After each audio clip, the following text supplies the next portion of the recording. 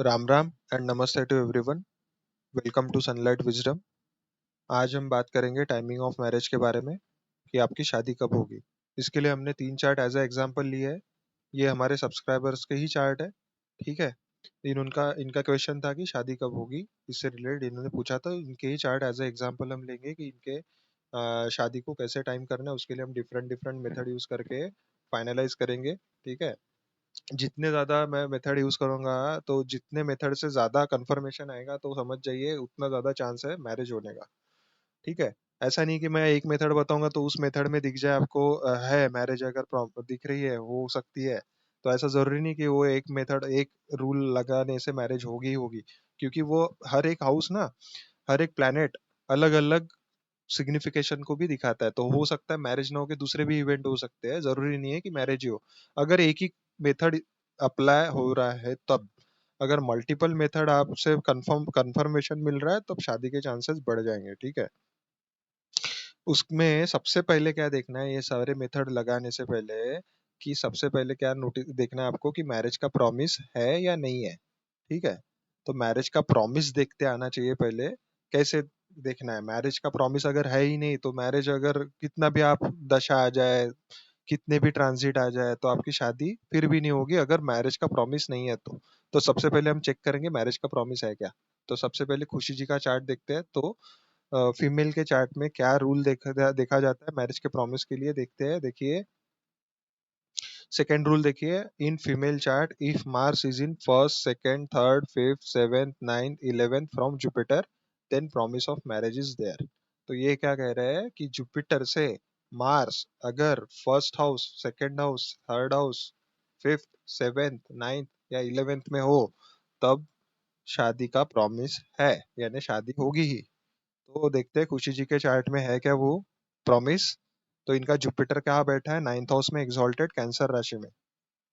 ठीक है। और मार्स देखिए कहाँ बैठा है, थर्ड हाउस में कैप्रिकॉन साइन में। तो क्या देखना है आपको, जुपिटर से काउंट करना है। तो जुपिटर को आप असेंडेंट भी बना सकते हो यहाँ से। देखिए, जुपिटर को फर्स्ट हाउस यानी असेंडेंट बना लिया आपने, तो वहां से काउंट करना है कि मार्स कहाँ गया है, कितने हाउस दूर गया है।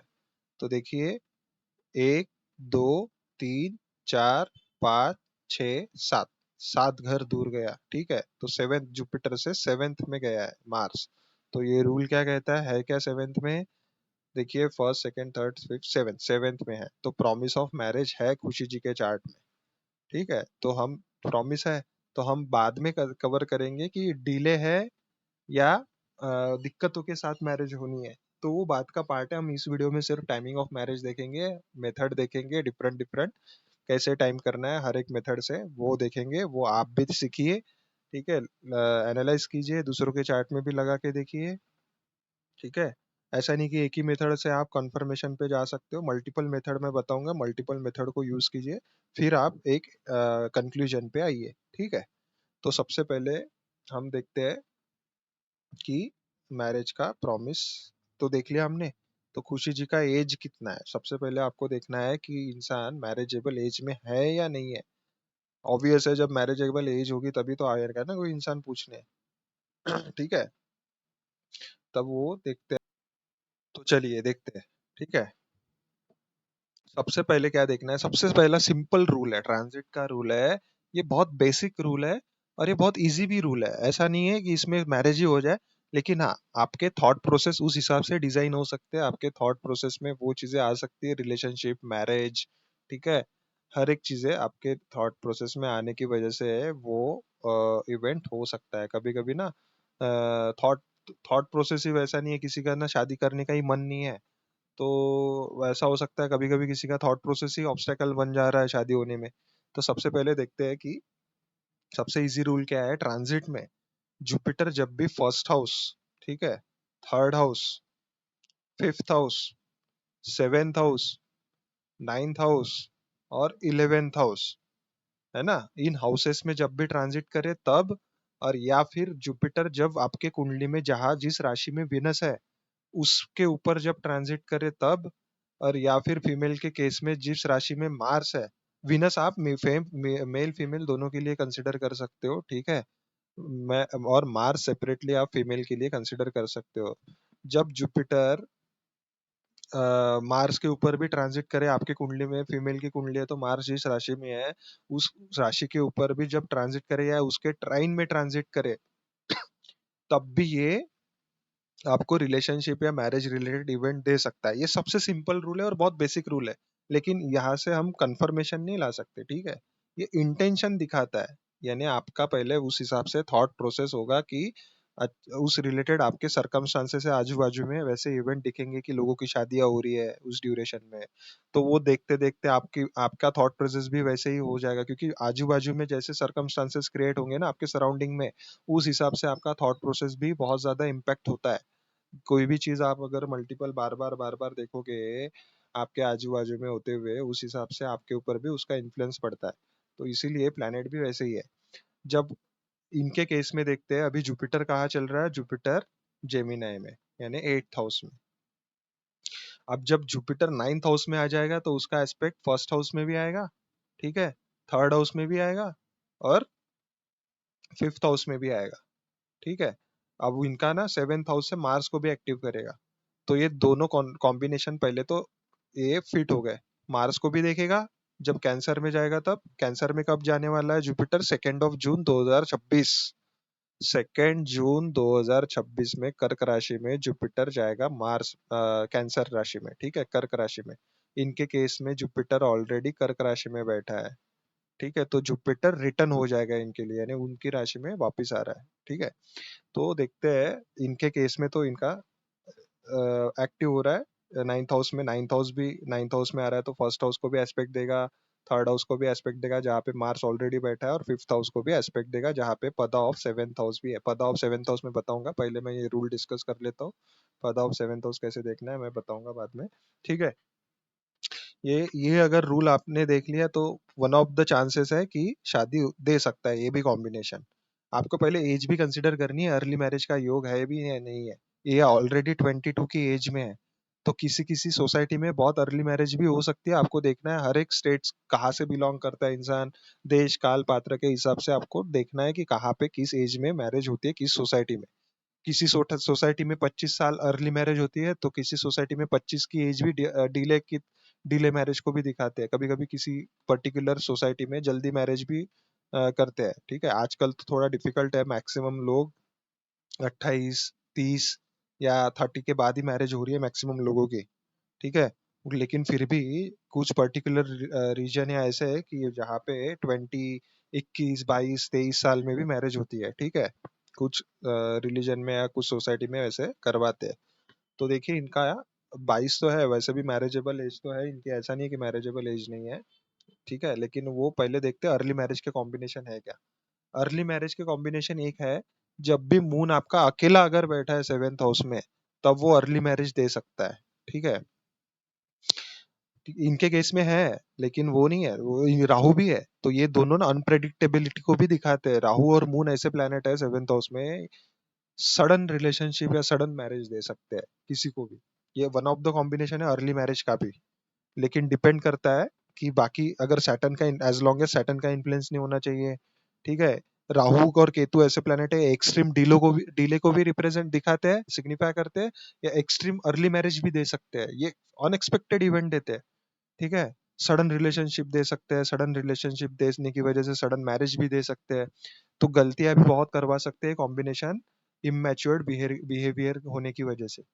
तो क्योंकि यहाँ पे मून थोड़ा सेंसिटिव हो जाता है इंसान रिलेशनशिप के टुवर्ड्स, तो किसी के इन्फ्लुएंस में जल्दी आ सकता है, थोड़ा इमोशनल सेंसिटिव हो सकता है पार्टनर, थोड़ा इनिशियल लेवल पे नहीं इतने थोड़े सेंसिटिव होते हैं, भोले होते हैं, यानी इनोसेंट होते हैं, कि इनको कोई भी अपने इन्फ्लुएंस में ये करवा सकता है। क्योंकि राहु है ना 7th house, 7th house partner को रिप्रेजेंट करता है, तो पार्टनर थोड़ा बहुत ना मैनिपुलेटिव स्किल्स हो सकते हैं। ऐसा नहीं है, पॉजिटिव साइड भी हो सकता है इसका। पॉजिटिव एस्पेक्ट कैसा है, कोई अगर एक्टर है, ठीक है, कोई अगर ऐसे क्रिएटिव आर्ट्स में है जहाँ पे वो मिमिक्री आर्टिस्ट है, कोई मर्करी का इन्फ्लुएंस आ गया तो हो सकता है। लेकिन मून भी क्रिएटिविटी को रिप्रेजेंट करता है, तो पार्टनर के अंदर एक्सट्रीम क्रिएटिव टैलेंट्स हो सकता है। सन है तो सन फेम को रिप्रेजेंट करता है, फेमस पर्सनैलिटी हो सकता है, तो राहु एम्पलीफिकेशन देता है ना। पॉलिटिक्स में इंटरेस्ट हो सकता है, जैसे वीनस की राशि है यहाँ पे, तो ये 7th हाउस में वीनस की राशि होने की, वीनस बिजनेस को रिप्रेजेंट करता है। और ये वीनस की कौन सी राशि है, टॉरस। टॉरस क्या है, फूड को रिप्रेजेंट करता है।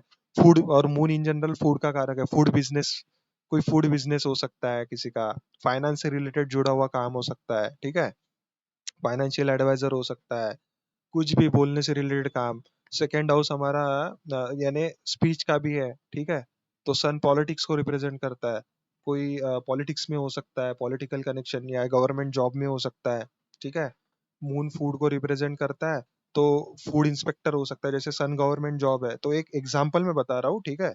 लेकिन राहु का इन्वॉल्वमेंट होने की वजह से कुछ अलग भी कॉम्बिनेशन हो सकता है, अब्रॉड में भी सेटल हो सकता है, या other religion, other caste culture से हो सकता है, या फिर ऐसा भी हो सकता है कि फॉरेन कंट्री, यानी ऐसा नहीं बोल रहा हूँ मैं कि फॉरेन यानी कुछ भी foreign element, other caste culture भी आपके लिए फॉरेन फॉरेन एलिमेंट हो गया।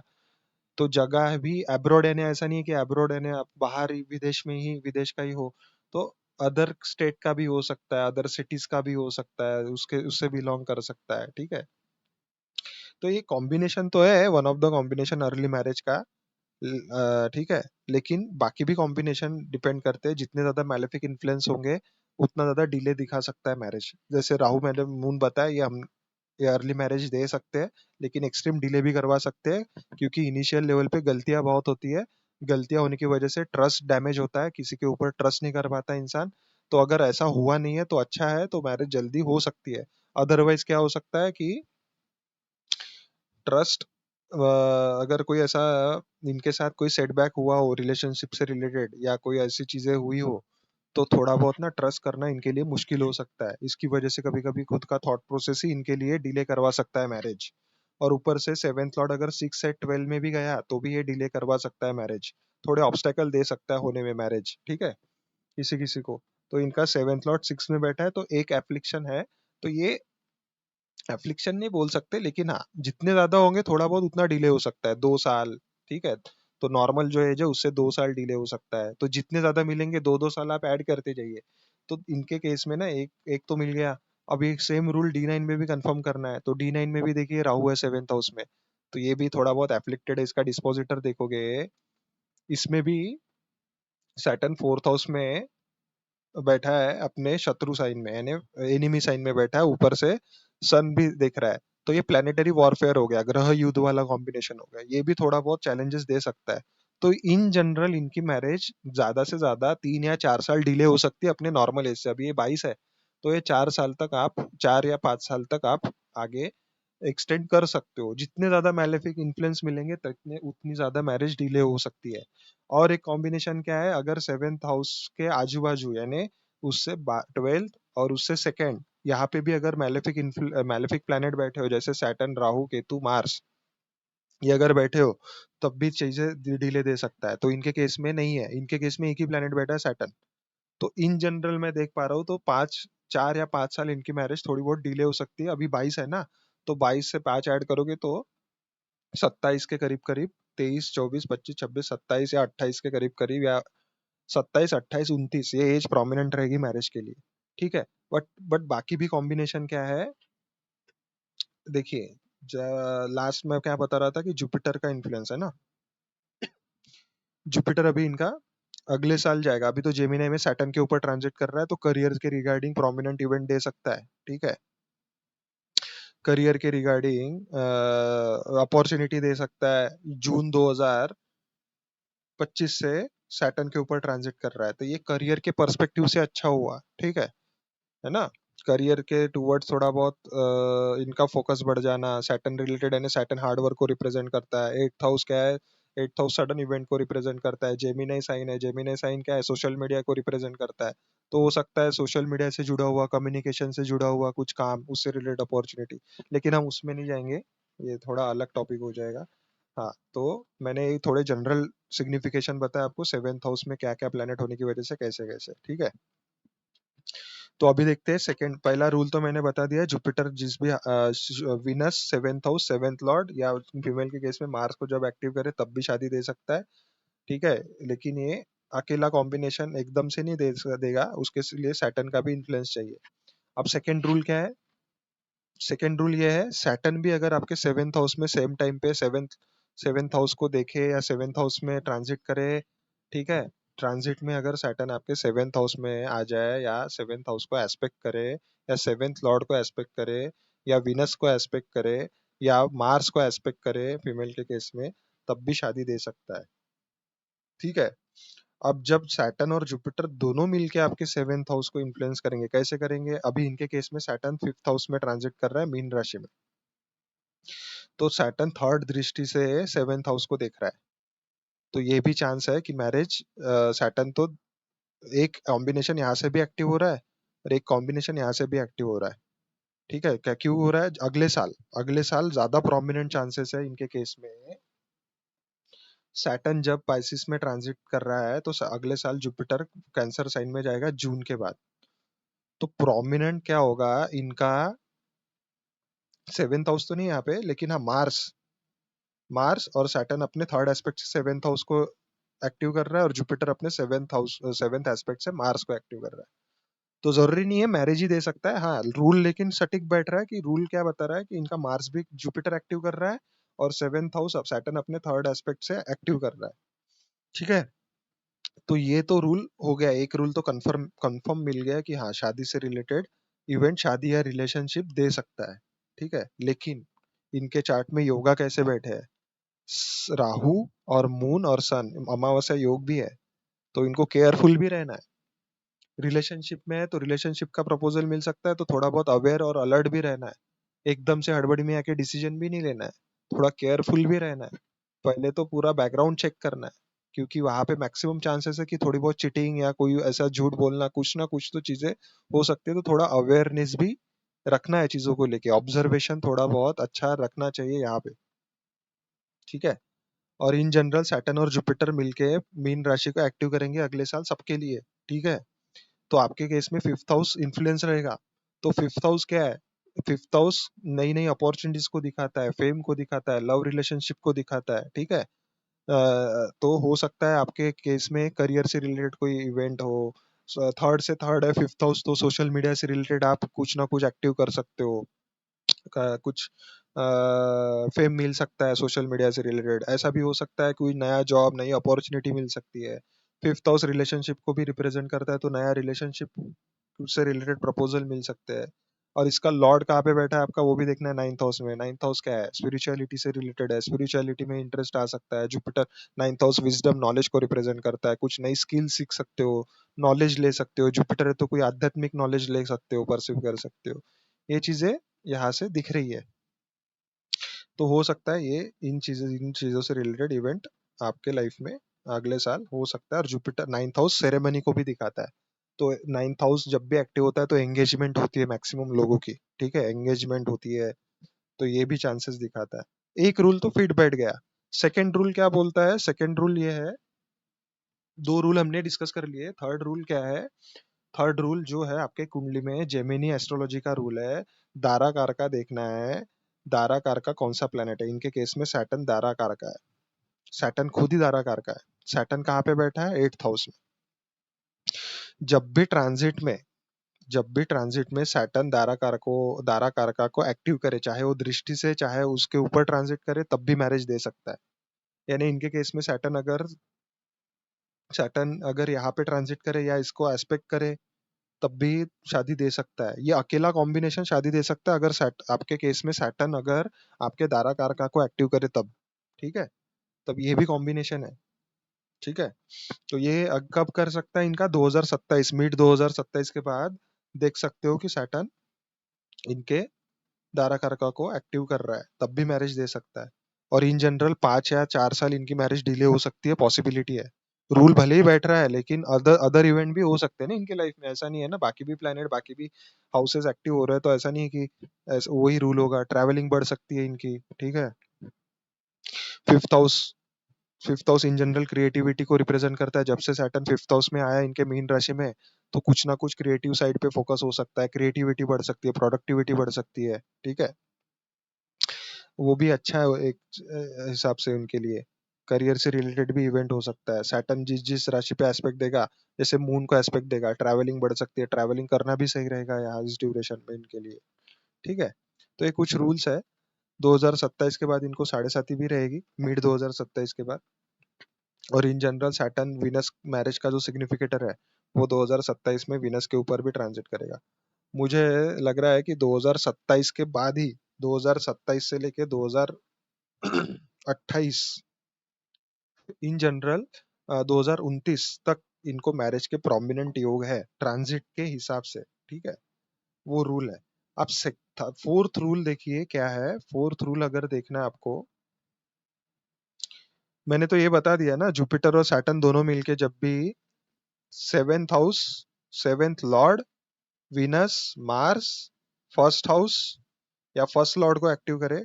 फर्स्ट हाउस इसीलिए क्योंकि आपके लिए सेवेंथ हाउस आपका पार्टनर है, तो आपके पार्टनर के लिए आप खुद भी, यानी दोनों शादी कर रहे हैं ना, एक अकेला तो इंसान शादी नहीं करेगा, तो आपका भी फर्स्ट हाउस भी एक्टिव होना जरूरी है, ठीक है, ठीक है। तो ये unification of both male and female को दिखाता है, इसीलिए फर्स्ट हाउस भी कंसिडर करना है। तो सैटर्न और जुपिटर दोनों मिलके जब इनको एक्टिव करेंगे तब भी शादी देगा। अब लास्ट रूल हम देखते हैं। लास्ट रूल आपको सन का प्रोग्रेशन यूज करना है। सन का प्रोग्रेशन D9 में यूज करना है।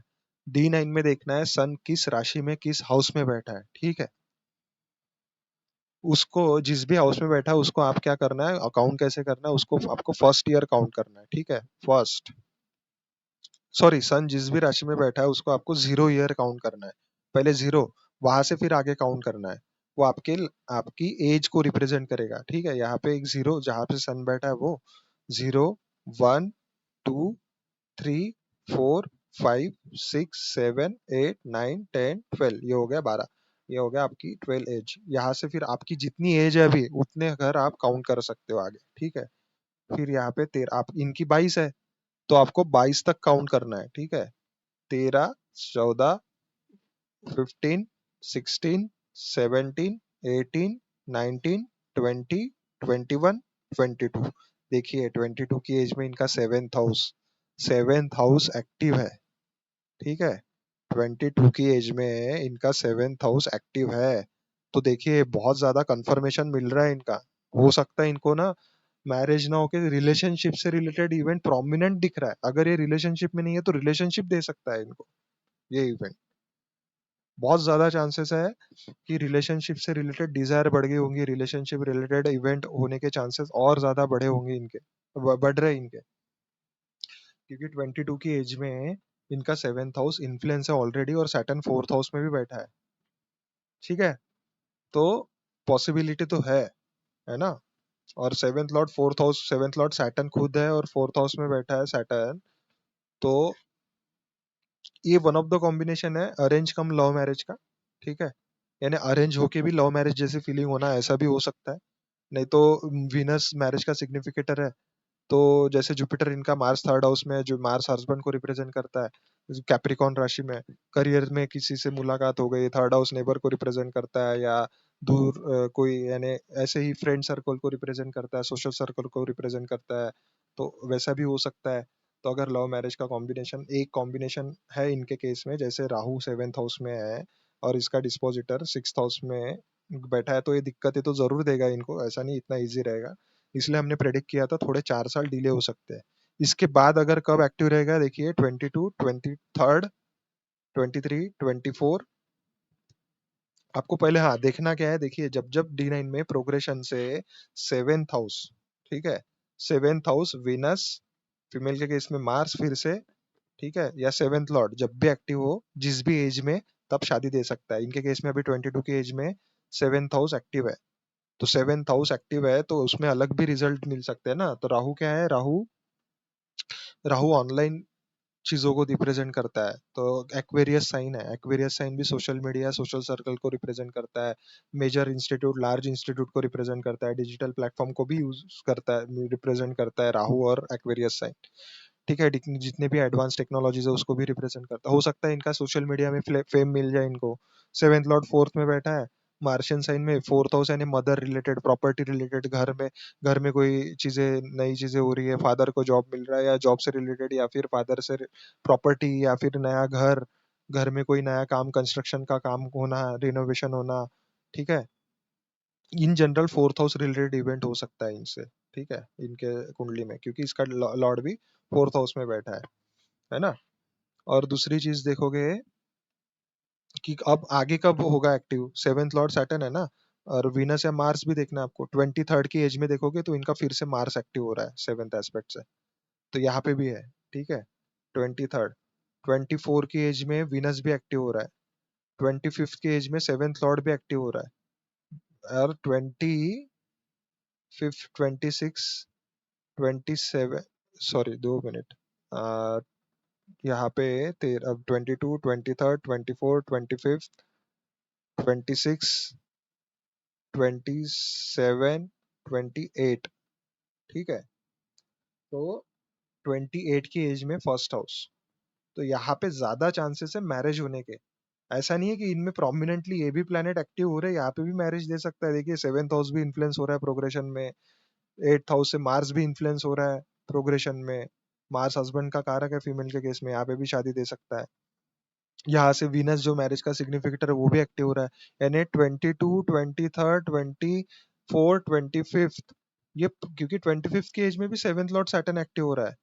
लेकिन यहाँ पे मैरिज होगा क्या, पॉसिबल है क्या? हाँ पॉसिबल तो है, पॉसिबिलिटी दिखाता है, लेकिन यहाँ पे प्लैनेट के सिग्निफिकेशन यूज करने हैं ना। जैसे 25th के एज में करियर भी, जॉब भी लग सकती है, ऐसा भी हो सकता है ना।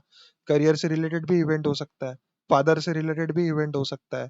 ठीक है, सन फादर को रिप्रेजेंट करता है, तो फादर से रिलेटेड भी इवेंट हो सकता है। इसका एस्पेक्ट फोर्थ हाउस में है, तो फोर्थ हाउस रिलेटेड सैटर्न भी देख रहा है। सैटर्न खुद करियर का सिग्निफिकेटर है, तो करियर से related prominent. 10th house fame को रिप्रेजेंट करता है, तो 25th की एज में भी हो सकता है कि शादी हो सकती है ना। तो ये ज्यादा चांसेस है यहाँ पे भी। और दूसरी चीज देखोगे आप यहाँ पे, 24th की एज में एक प्रोमिनेंट चांस है, क्योंकि यहाँ पे वीनस जो मैरिज का सिग्निफिकेटर है ये भी एक्टिव हो रहा है। 24 की एज में ऐसा हो सकता है। यहाँ पे भी देखिए, इन जनरल आपको ना लाइफ में, आप अगर सोशल मीडिया पे कुछ इन्फ्लुएंस वगैरह, ऐसी पर्सनैलिटी है आपकी, तो आपको करना चाहिए, कोई क्रिएटिव आर्ट्स परफॉर्म करना चाहिए। आपको अगर फॉलो करना है, उसमें आपको ज्यादा फेम मिल सकता है। कोई भी, चाहे वो ब्यूटिफिकेशन से रिलेटेड हो, ड्राइंग हो, पेंटिंग हो, चाहे वो मेकअप आर्टिस्ट हो, कोई भी काम अगर आप करोगे ना, आपको अगर वो आप सोशल प्लेटफॉर्म पे यूज करके, जैसे ये खुद यूट्यूब हो गया, कोई आपका इंस्टाग्राम हो गया, कोई फेसबुक हो गया, ऐसे सोशल डिजिटल प्लेटफॉर्म यूज करोगे ना, आपको फेम जल्दी मिल सकता है लाइफ में। ठीक है। और उसमें भी एक लॉजिक क्या है, आपको एक्टिवेशन भी पता होना चाहिए। जैसे सेवेंथ हाउस में विनस का साइन ऑलरेडी है, अगर उससे, उस प्लैनेट से रिलेटेड जितनी भी चीजें आप करोगे, उतना आप कर्मा अपने अलाइन करोगे। और कर्मा अलाइन करोगे तो सेवेंथ, तो आपको वो इवेंट इजी हो जाएगा मैनिफेस्ट करने के लिए। जैसे सेवेंथ लॉर्ड खुद विनस है। विनस क्रिएटिविटी को भी रिप्रेजेंट करता है, ब्यूटिफिकेशन को रिप्रेजेंट करता है। आप हो सकता है आप प्रोडक्ट के रिव्यू दो, ब्यूटिफिकेशन प्रोडक्ट से रिलेटेड रिव्यू दो, अपनी फेस वैल्यू बढ़ाओ, आप अपना फेस दिखा के अपने हाईलाइट करो। यानी लोग होते हैं ना ब्यूटी प्रोडक्ट का रिव्यू देते हैं, ये देते हैं, तो उतना आपका सेवेंथ हाउस इन्फ्लुएंस होगा, उतना ज्यादा इजी हो जाएगा आपके लिए शादी करना। आपके कर्मा अलाइंड होंगे उसमें। ठीक है, उसमें आप सेवेंथ लॉर्ड जहाँ पे जाता है, वो इवेंट पहले होता है, फिर जाके मैरिज होती है। जैसे आपके केस में D1 में सेवेंथ लॉर्ड सिक्स में बैठा है, तो पहले सिक्स हाउस का इवेंट होगा, तब जाके आपकी शादी होगी। जैसे सेवेंथ लॉर्ड सिक्स में बैठा है, तो सिक्स हाउस किसका है? सिक्स हाउस कॉन्फ्लिक्ट का है, सिक्स हाउस डिजीज का है, सिक्स हाउस क्या है? जॉब का है। तो हो सकता है आपकी शादी होने से पहले आपको जॉब लग सकती है, आपकी क्रिएटिविटी बढ़ सकती है, कोई हल्का फुल्का डिजीज हो सकता है, यूरिनरी इन्फेक्शन हो सकता है, क्योंकि वीनस किडनी को रिप्रेजेंट करता है, यूरिनरी ट्रैक को रिप्रेजेंट करता है। तो हो सकता है कोई छोटा मोटा डिजीज हो जाए, यानी इनडाइजेशन, यानी ये छोटे मोटे हम इसको कंसिडर नहीं करेंगे, लेकिन आप नोटिस करोगे शादी होने से कुछ 6 या 7 महीने पहले या कुछ टाइम पहले ये इवेंट जरूर होगा आपके साथ। जैसे मार्स के साइन में बैठा है, तो कोई प्रॉपर्टी खरीदना, कोई जैसे वीनस मार्स के साइन में है, तो कोई प्रॉपर्टी रिलेटेड इवेंट। मर्क्यूरी है तो मर्क्यूरी सिबलिंग से related event, sibling, mercury sibling और सिबलिंग्स को रिप्रेजेंट करता है। तो और सिक्स्थ हाउस आपके मैटरनल साइड को रिप्रेजेंट करता है, यानी आपके अंकल का घर हो गया, यानी आपके जो मदर है उनके भाई का घर, यानी आपके मामा जो है उनका हाउस है। तो हो सकता है वीनस आपका सेवेंथ लॉर्ड बैठा है, तो आपके मामा के कोई लड़के होंगे, तो उनकी शादी होगी आपकी शादी होने से पहले, तब जाके आपकी शादी हो रही है, ऐसा भी हो सकता है। इन जनरल आपका शादी होने से पहले थोड़ा बहुत कॉन्फ्लिक्ट हो सकता है किसी ना किसी के साथ, किसी भी तरीके से, तब जाके आपकी शादी हो रही है। तो ये थीम दिखेगी जरूर आपको कुछ, या फिर सेपरेशन को भी रिप्रेजेंट करता है सिक्स हाउस, या फिर हो सकता है कोई ऐसा रिलेशन हो उसमें पहले आप सेपरेशन मिल हो जाए और फिर जाके आपकी शादी हो रही है, या फिर कुछ ना कुछ कॉन्फ्लिक्ट, आप ऐसी चीजें फेस करोगे और वो चीजें तभी जाके आपका सेवेंथ हाउस का इवेंट मैनिफेस्ट होगा, ठीक है। तो ये चीजें आप नोटिस करोगे।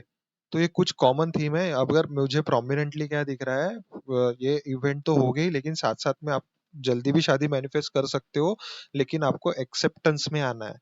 एक्सेप्टेंस में क्यों आना है, आपको एक्सेप्ट क्या करके चलना है। अगर शादी जल्दी होगी तो भी थोड़ा बहुत आपको आपके माइंड को कंट्रोल कर कैसे करना है वो सीखना है, चाहे वो मेडिटेशन हो, योगा हो, प्राणायाम हो, वो आपको रेगुलर कंसिस्टेंट बेसिस पे फॉलो करना है, ठीक है।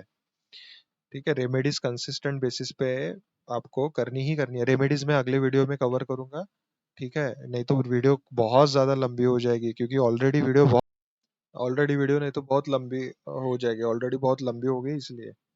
फिर भी एक जनरल रेमेडीज मैं बता देता हूँ, जैसे एक प्रैक्टिकल रेमेडी क्या है, आपको देखना है सेवेंथ हाउस में कौन सा साइन है, ठीक है। वो साइन को पहले देखना है क्या सिग्निफिकेशन है। जैसे आपके केस में तौरस है, फूड को, सौरस साइन किसको रिप्रेजेंट करता है, ऋषभ राशि फूड को रिप्रेजेंट करता है, अपने आपके ईटिंग हैबिट्स को रिप्रेजेंट करता है, ठीक है। तो आपकी ईटिंग हैबिट्स आप सुधार सकते हो, ठीक है, आपके ईटिंग हैबिट्स को आप थोड़ा बहुत डाइटिंग फॉलो कर सकते हो, ठीक है, अच्छा खाना खा सकते हो। वो करोगे तो भी आपका सेवेंथ हाउस बैलेंस होगा। सेवेंथ लॉर्ड जिस राशि में बैठा है उस हाउस को यूटिलाइज करो। सिक्स हाउस है, सिक्स हाउस क्या है, सर्विसेज को रिप्रेजेंट करता है, सेवा को रिप्रेजेंट करता है। कौन सा प्लेनेट बैठा है, सेवेंथ लॉर्ड विनस जाके आपके सिक्स हाउस में बैठा है, मर्क्यूरी। तो मर्क्यूरी क्या है, मर्क्यूरी इन जनरल जो स्टूडेंट है उनको भी, उनको कुछ आप चैरिटी कर सकते हो, ठीक है, जो नॉन वेलफेयर एनजीओज है, किसी स्टूडेंट हो गया, कोई छोटे बच्चे हो गए, चिल्ड्रन को रिप्रेजेंट करता है मर्क्यूरी भी, तो उनकी मदद कर रहे हो आप, ठीक है। उनको कोई ऐसे स्टेशनरी चीजें लेके दे रहे हो, बुक्स हो गए, पेन हो गए, पेंसिल हो गए, कोई ड्राइंग की कुछ भी आप लेके दे सकते हो, क्रिएटिविटी से जुड़ा हुआ जो भी प्रोडक्ट है वो आप गिव उनको, जो भी अंडर प्रिविलेज जो बच्चे हैं उनको आप दे सकते हो। किसी भी तरीके की सेवा, six house in general animals, pet animals को रिप्रेजेंट करता है, ठीक है। तो आप वो करो तो आपका वो कर्मा बैलेंस होगा, क्योंकि सिक्स हाउस प्रारब्ध का है हमारा, ठीक है। और आपका सेवेंथ लॉर्ड खुद जाके यहाँ पे बैठा है, तो आपका मैरिज से रिलेटेड सबसे ज्यादा कर्मा है, प्रारब्ध है। तो आपको पहले सिक्स हाउस बैलेंस करना है, क्योंकि सेवेंथ लॉर्ड जहाँ पे जाएगा ना, जिस भी हाउस में, वो हाउस से रिलेटेड इवेंट, पहले वो हाउस आपको पहले बैलेंस करना है, तब जाके आपका सेवेंथ हाउस बैलेंस अच्छे तरीके से आपको रिजल्ट देगा। तो आपको जैसे मार्स के साइन में बैठा है मेष राशि में, तो मेष राशि आपके फिजिक और हेल्थ को रिप्रेजेंट करती है, ठीक है। आप अपने एक्सरसाइज करो, हेल्थ के ऊपर ध्यान दो, अच्छा खाना खाओ, है ना, डेली योगा मेडिटेशन प्राणायाम करो, ठीक है। और तब जाके बहुत अच्छे रिजल्ट दे सकता है। क्योंकि क्या है ना, 2027 के बाद वैसे भी आपको साढ़े साथी चलेगी। 2027 के मिड 2027 के बाद फर्स्ट फेज ऑफ साढ़े साथी आएगी, जब सैटर्न इसमें आएगा। तो इन जनरल आपको थोड़ा बहुत फिजिकल एक्सर्शन करने की आदत ऐसे ही डाल लेनी है, क्योंकि सैटर्न क्या है ना, सैटर्न हार्ड वर्क को रिप्रेजेंट करता है। इस ड्यूरेशन में एक रेमेडी क्या है, क्योंकि साढ़े साथी में इन जनरल मून एफ्लिक्टेड हो जाता है, तो इसीलिए ना सबसे ज्यादा ट्रैवल करना इस ड्यूरेशन में, क्योंकि मून क्या है, ट्रैवलिंग को रिप्रेजेंट करता है, और आपके केस में मून सेवेंथ हाउस में बैठा है। तो ट्रैवलिंग मैक्सिमम आप ट्रैवल करो, नई नई जगह को एक्सप्लोर करो, ठीक है। जब आप जितना ज्यादा ट्रैवल करोगे उतना ज्यादा आपका सेवेंथ हाउस बैलेंस होगा। इसको हम कर्मा अलाइनमेंट थेरी बोलते हैं, थेरेपी बोलते हैं, क्योंकि जो भी प्लेनेट है उस हिसाब से और उस हाउस को आप यूज करोगे। अगर किसी भी हाउस से रिलेटेड आपको इवेंट मैनिफेस्ट करना है, तो उस हिसाब से वो एक्टिविटी आप जब परफॉर्म करते हो ना, तो वो हाउस हील होने लगता है, यानी ठीक हो जाता है। तो उस हाउस से रिलेटेड हमको पॉजिटिव सिग्निफिकेशन मिलते हैं, भले ही कितना भी खराब ट्रांजिट क्यों ना हो, ठीक है। हम तो अभी दशा के ऊपर तो गए ही नहीं, दशा तो एक अलग ही रिजल्ट सिग्निफाई करती है, वो तो उसके बिना इवेंट ही नहीं होता। लेकिन यहाँ से ही इतनी सारी चीजें हैं डिस्कस करने के लिए, तो आप देखोगे कि इतनी सारी चीजें यहाँ पे हमारी इतनी डिस्कस हो गई कि दशा के ऊपर तो हम गए ही नहीं। दशा तो हम लास्ट में जाएंगे ही जाएंगे। लेकिन देखिए यहाँ पे आपको बैलेंस कैसे करना है, आपके कर्मा ऐसे अलाइन करना है। एक अच्छी चीज क्या, आपका मार्स और जुपिटर दोनों अच्छे स्टेट में है, तो ये ना, ये आपको एक अच्छा विल पावर दे सकता है, ठीक है। अगर आप कितने भी सेटबैक क्यों ना है, फिर भी आप ना कहीं से आपको मोटिवेशन मिल जाएगा, और फिर से आप खड़े हो जाओगे उठ के, फिर से आप अपना काम करना शुरू कर दोगे। ये अच्छी चीज है मार्स एक्सॉल्टेड, आप दूसरों को भी मोटिवेट कर सकते हो, आपके स्पीच के, आपके बोलने की वजह से लोग मोटिवेट हो सकते हैं, ठीक है। क्योंकि एसेंडेंट लॉर्ड खुद मार्स होके एक्सॉल्टेड बैठा है। तो ये बहुत अच्छी स्टेट है, लेकिन हाँ, जिसका भी असेंडेंट लॉर्ड थर्ड हाउस में है, तो वो विथ एज बहुत अच्छे से ग्रो करता है, क्योंकि ये उपज वन ऑफ द उपज हाउस है, और उपज house in general in general 28 या 30 के बाद बहुत अच्छे रिजल्ट देते हैं लाइफ में, बहुत बढ़िया रिजल्ट देते हैं। और मार्स इन जनरल प्लेनेट का अगर देखोगे, असेंडेंट लॉर्ड आपका मार्स है, मार्स की मैच्योरिटी एज है 28। 28 के बाद अगर देखोगे ना आपकी लाइफ आपकी पर्सनैलिटी बहुत अपसाइड डाउन चेंज हो जाएगी, एक अलग ही होल्ड रहेगा, आप बहुत ज्यादा स्टेबल फील करोगे। यानी अभी जब आप जो हो उससे भी बेहतर, यानी एक मार्स है ना, मार्स विल पावर और आपके करेज को रिप्रेजेंट करता है, और अब कारक भी है थर्ड हाउस का। ये बहुत अच्छी स्टेट हो गई, एक अच्छी पोजीशन दे सकता है लाइफ में आपको, एक पर्टिकुलर ऐसे पोजीशन में दे सकता है, ऐसे एडमिनिस्ट्रेटिव रोल पे भेज सकता है जहाँ पे आप लीड कर रहे हो, आप खुद का काम कर रहे हो, आप इंडिपेंडेंट हो, आपका खुद का काम है। एसेंडेंट लॉर्ड जिस भी हाउस में जाता है वो लाइफ की थीम बन जाती है। थर्ड हाउस क्या है? थर्ड हाउस सोशल मीडिया है। Third house in general younger sibling को रिप्रेजेंट करता है, नेबर्स है। थर्ड हाउस स्किल को रिप्रेजेंट करता है। थर्ड हाउस ट्रैवलिंग को रिप्रेजेंट करता है। थर्ड हाउस बहुत सारी चीजों का है। सोशल मीडिया से रिलेटेड अगर आप काम करोगे ना, तो सीरियसली आप एक अपनी एक अलग ही आइडेंटिटी क्रिएट करोगे। मून से नाइन्थ हाउस भी हमारा एक्सट्रीम डिजायर है, उसमें भी आपका मार्स ही आ रहा है। तो मार्स क्या है? Mars in general army, defence, फौज को रिप्रेजेंट करता है, जिम को रिप्रेजेंट करता है, जितने भी फिजिकल एफर्ट्स है हमारे उसको रिप्रेजेंट करता है। तो एक लीडिंग पोजीशन आप प्ले कर सकते हो अपने लाइफ में, बहुत बढ़िया फेम मिल सकता है आपको लाइफ में। और आपका सेवेंथ हाउस में भी सन और मून और राहु है, तो ये भी एक्सट्रीम फेम मिल सकता है। आपका चार्ट आपको फेम देने के लिए बहुत अच्छा है, लाइफ में बहुत अच्छा फेम दे सकता है। लाभ आपका पार्टनर भी वैसा ही मिलेगा आपको, रिस्पेक्टेड पर्सनैलिटी रहेगी लाइफ में, ठीक है, बहुत अच्छे पोजीशन में भी होगा लाइफ में, क्योंकि जुपिटर और मार्स समसप्तक योग में है। तो एक अच्छा गाइड भी होगा, एक काउंसलर होगा, एक हीलर होगा, आपका पार्टनर के अंदर भी वैसे अच्छे ट्रेट्स होंगे, है ना।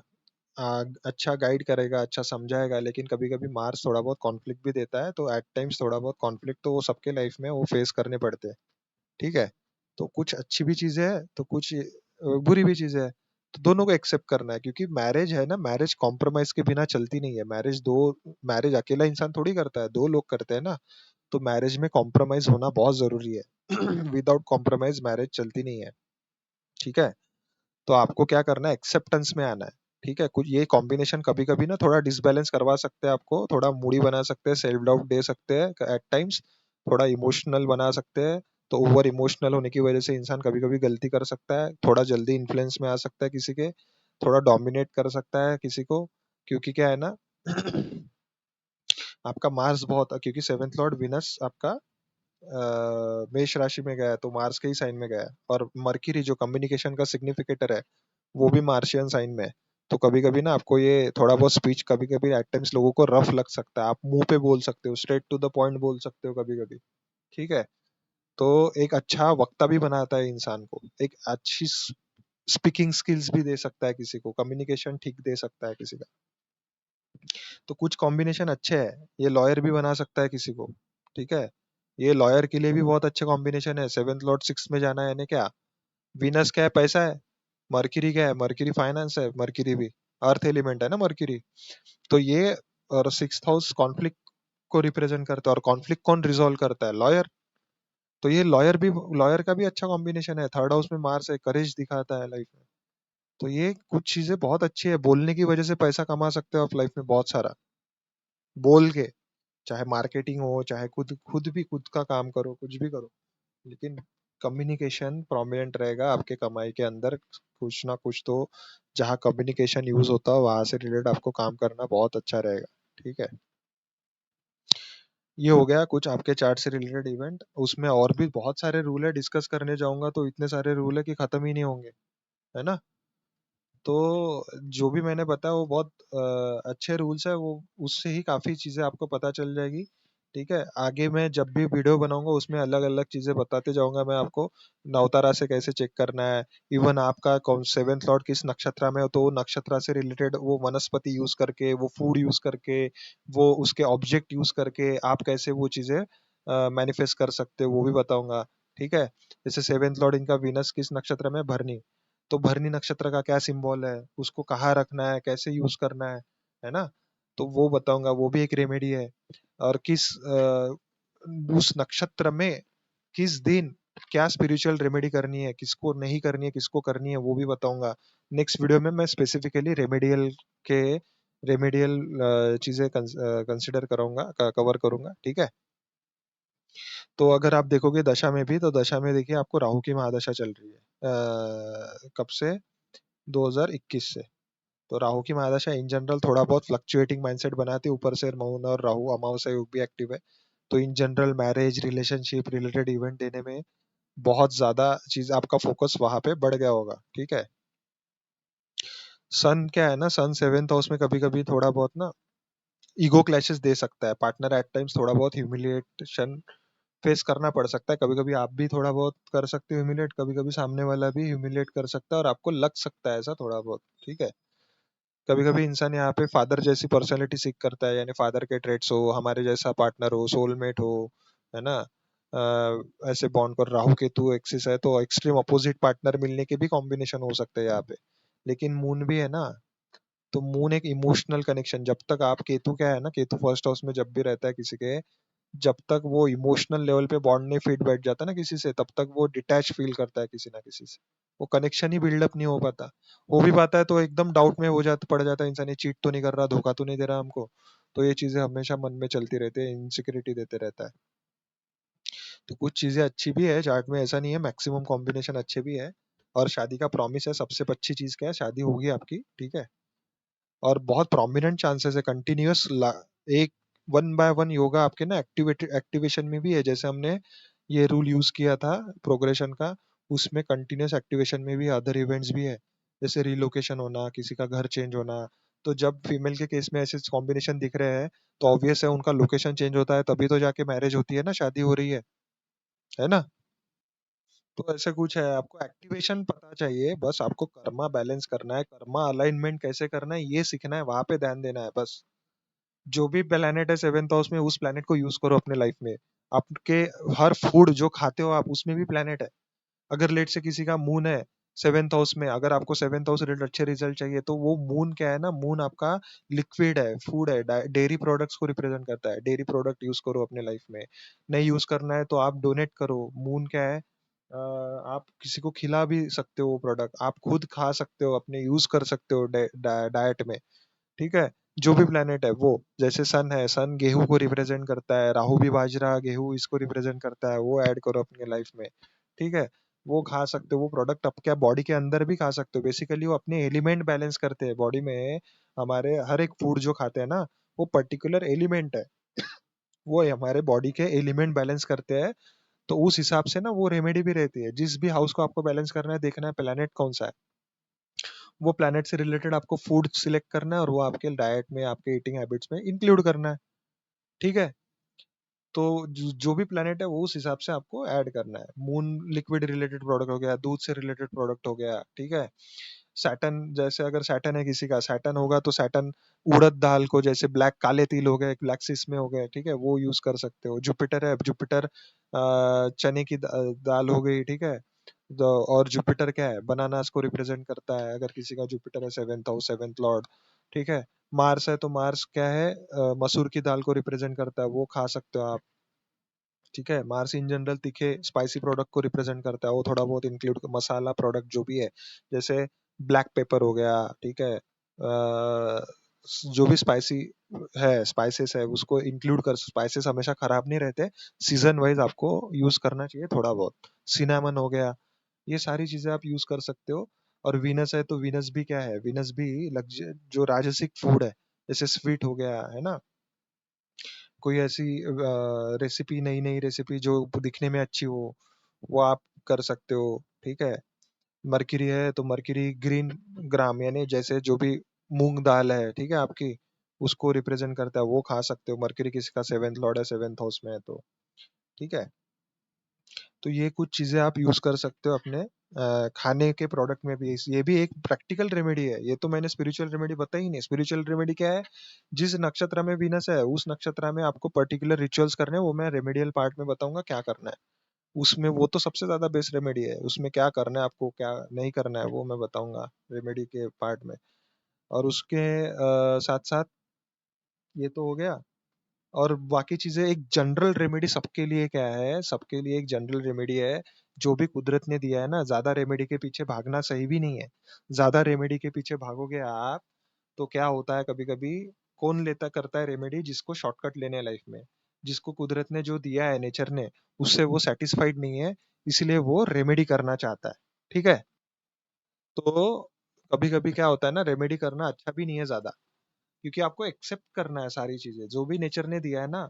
और अगर आप एक्सेप्ट ही नहीं करोगे तो आपके पेंडिंग कर्मास आप कैसे एग्जॉस्ट करोगे, कैसे पूरे करोगे। तो आपको आपके पहले पेंडिंग कर्मास खत्म करने हैं।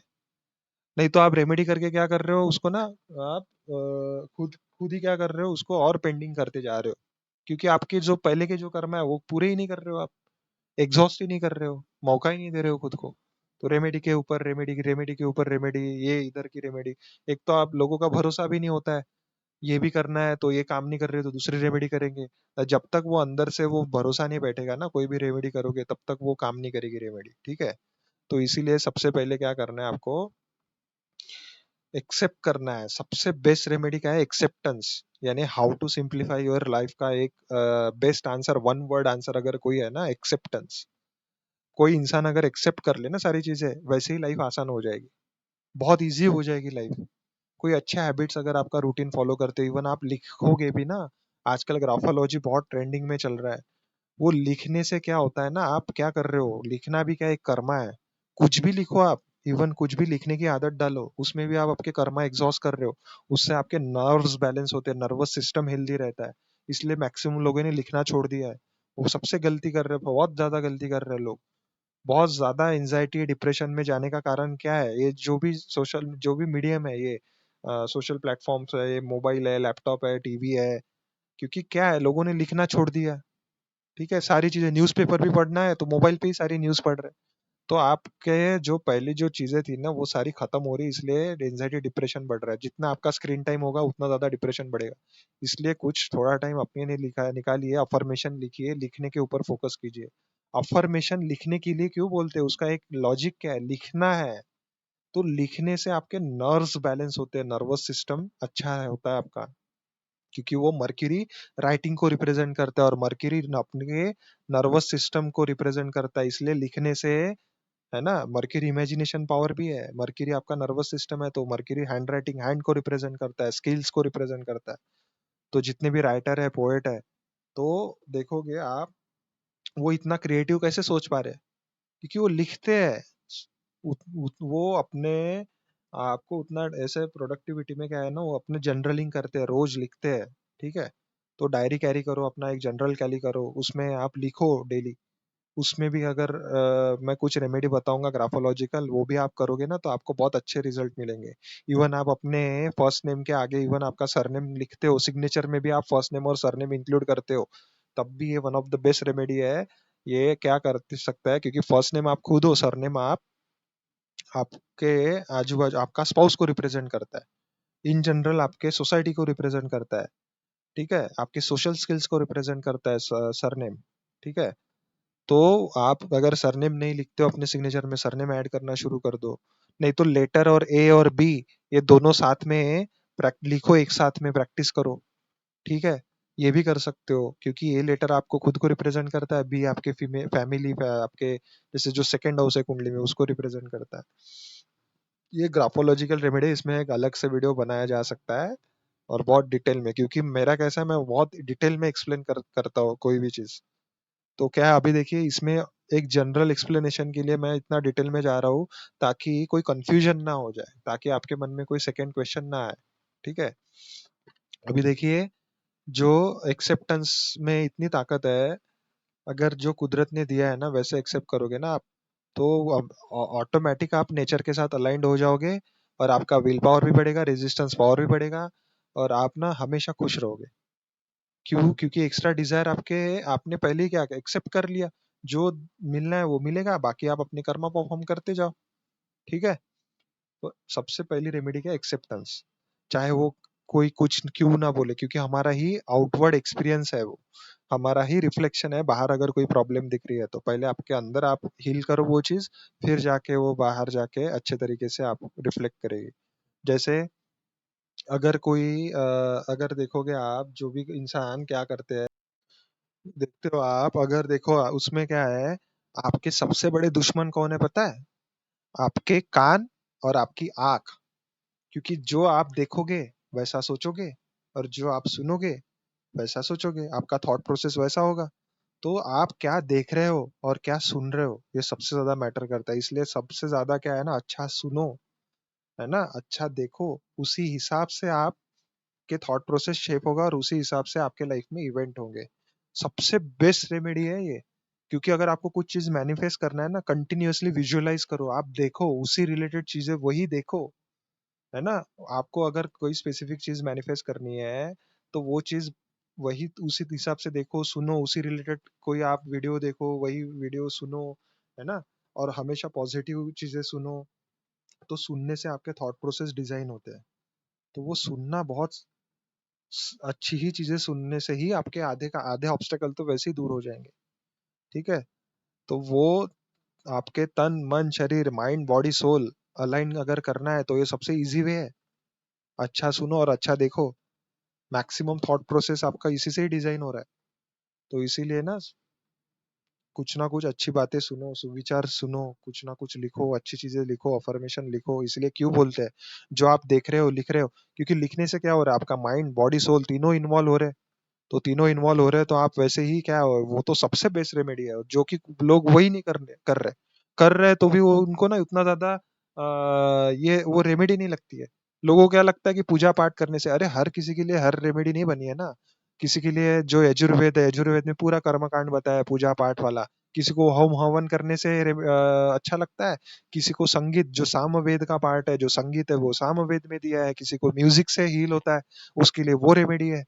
उसको वो उससे उसके लाइफ के ऑब्स्टेकल दूर होते हैं। किसी को ट्रैवलिंग, सिंपल ट्रैवलिंग करने से उसके लाइफ के ऑब्स्टेकल दूर होते हैं। ट्रैवलिंग का क्यों होता है? क्योंकि ट्रैवलिंग जैसे हमारे एलिमेंट के ऊपर है ना सब कुछ। मैप देखा है ना, अपने रीजन देखे हैं ना, south east west south north, है ना। तो ये डायरेक्शन में क्या है, हर एक एलिमेंट है, हर एक टेम्परेचर उस हिसाब से फ्लक्चुएट होता है ना। तो वो उस हिसाब से जब आप ट्रैवलिंग करते हो अलग अलग स्टेट में, अलग अलग रीजन में, जब लोग स्पिरिचुअल ट्रैवल करते हैं, तो वहां जाके लोगों को क्यों अच्छा लगता है? क्योंकि अपने लोकेशन से जाके दूसरी जगह जब जाते हैं, तो वहां का क्लाइमेट चेंज होता है, पानी चेंज होता है। ठीक है। वहां का जब क्लाइमेट चेंज होता है, तो आपके बॉडी में जितने भी 5 एलिमेंट है वो सारे चेंज होने लगते हैं, आपका बॉडी टेम्परेचर चेंज होता है। ठीक है। वहां का पानी पियोगे तो वो अलग टेम्परेचर में है। वहां की जो जो भी है हवा है वो अलग है। ठीक है। वो सारी चीजें ना आपके बॉडी टेम्परेचर को फ्लक्चुएट करती है, और वो वही बॉडी टेम्परेचर आपके नाड़ी को फ्री करती है। जो नाड़ी है आपके बॉडी में, जो नाड़ी ब्लॉकेजेस है, उस ब्लॉकेजेस को दूर करते हैं। इसीलिए होम हवन, हवन भी क्यों करते हैं? जो फायर है, अगर आपको कोई डिजीज है, तो आप जब हो हवन करने बैठोगे, तो उच्चारण से आपके ब्रेन सेल्स, जो मंत्र का उच्चारण होता है, तो आपके ब्रेन के जो सेल्स है, वो फ्री होते हैं। ठीक है। उसमें जो ब्लॉकेजेस है वो धीरे धीरे, वो मंत्रा से एक सर्टन फ्रीक्वेंसी क्रिएट होती है, उससे वो ब्लॉकेजेस दूर होते हैं।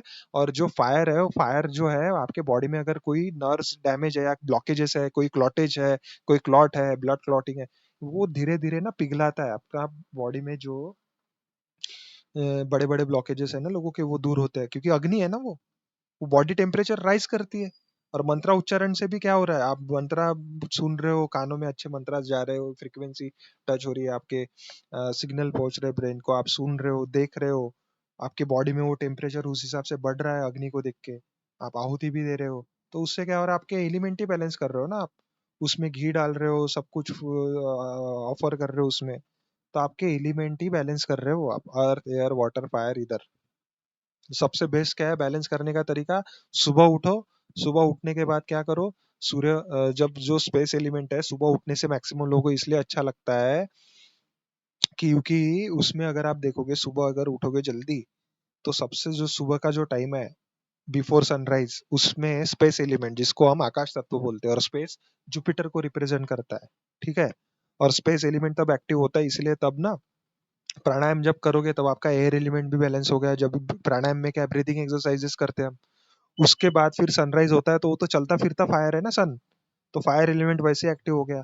फिर आप जब कुछ नित्य कर्म में क्या आता है, जब पेड़ पौधों की सेवा करोगे, कोई लोग अर्घ्य देते हैं, सूर्य को अर्घ्य देने के लिए बोलते हैं, तो क्यों देते हैं?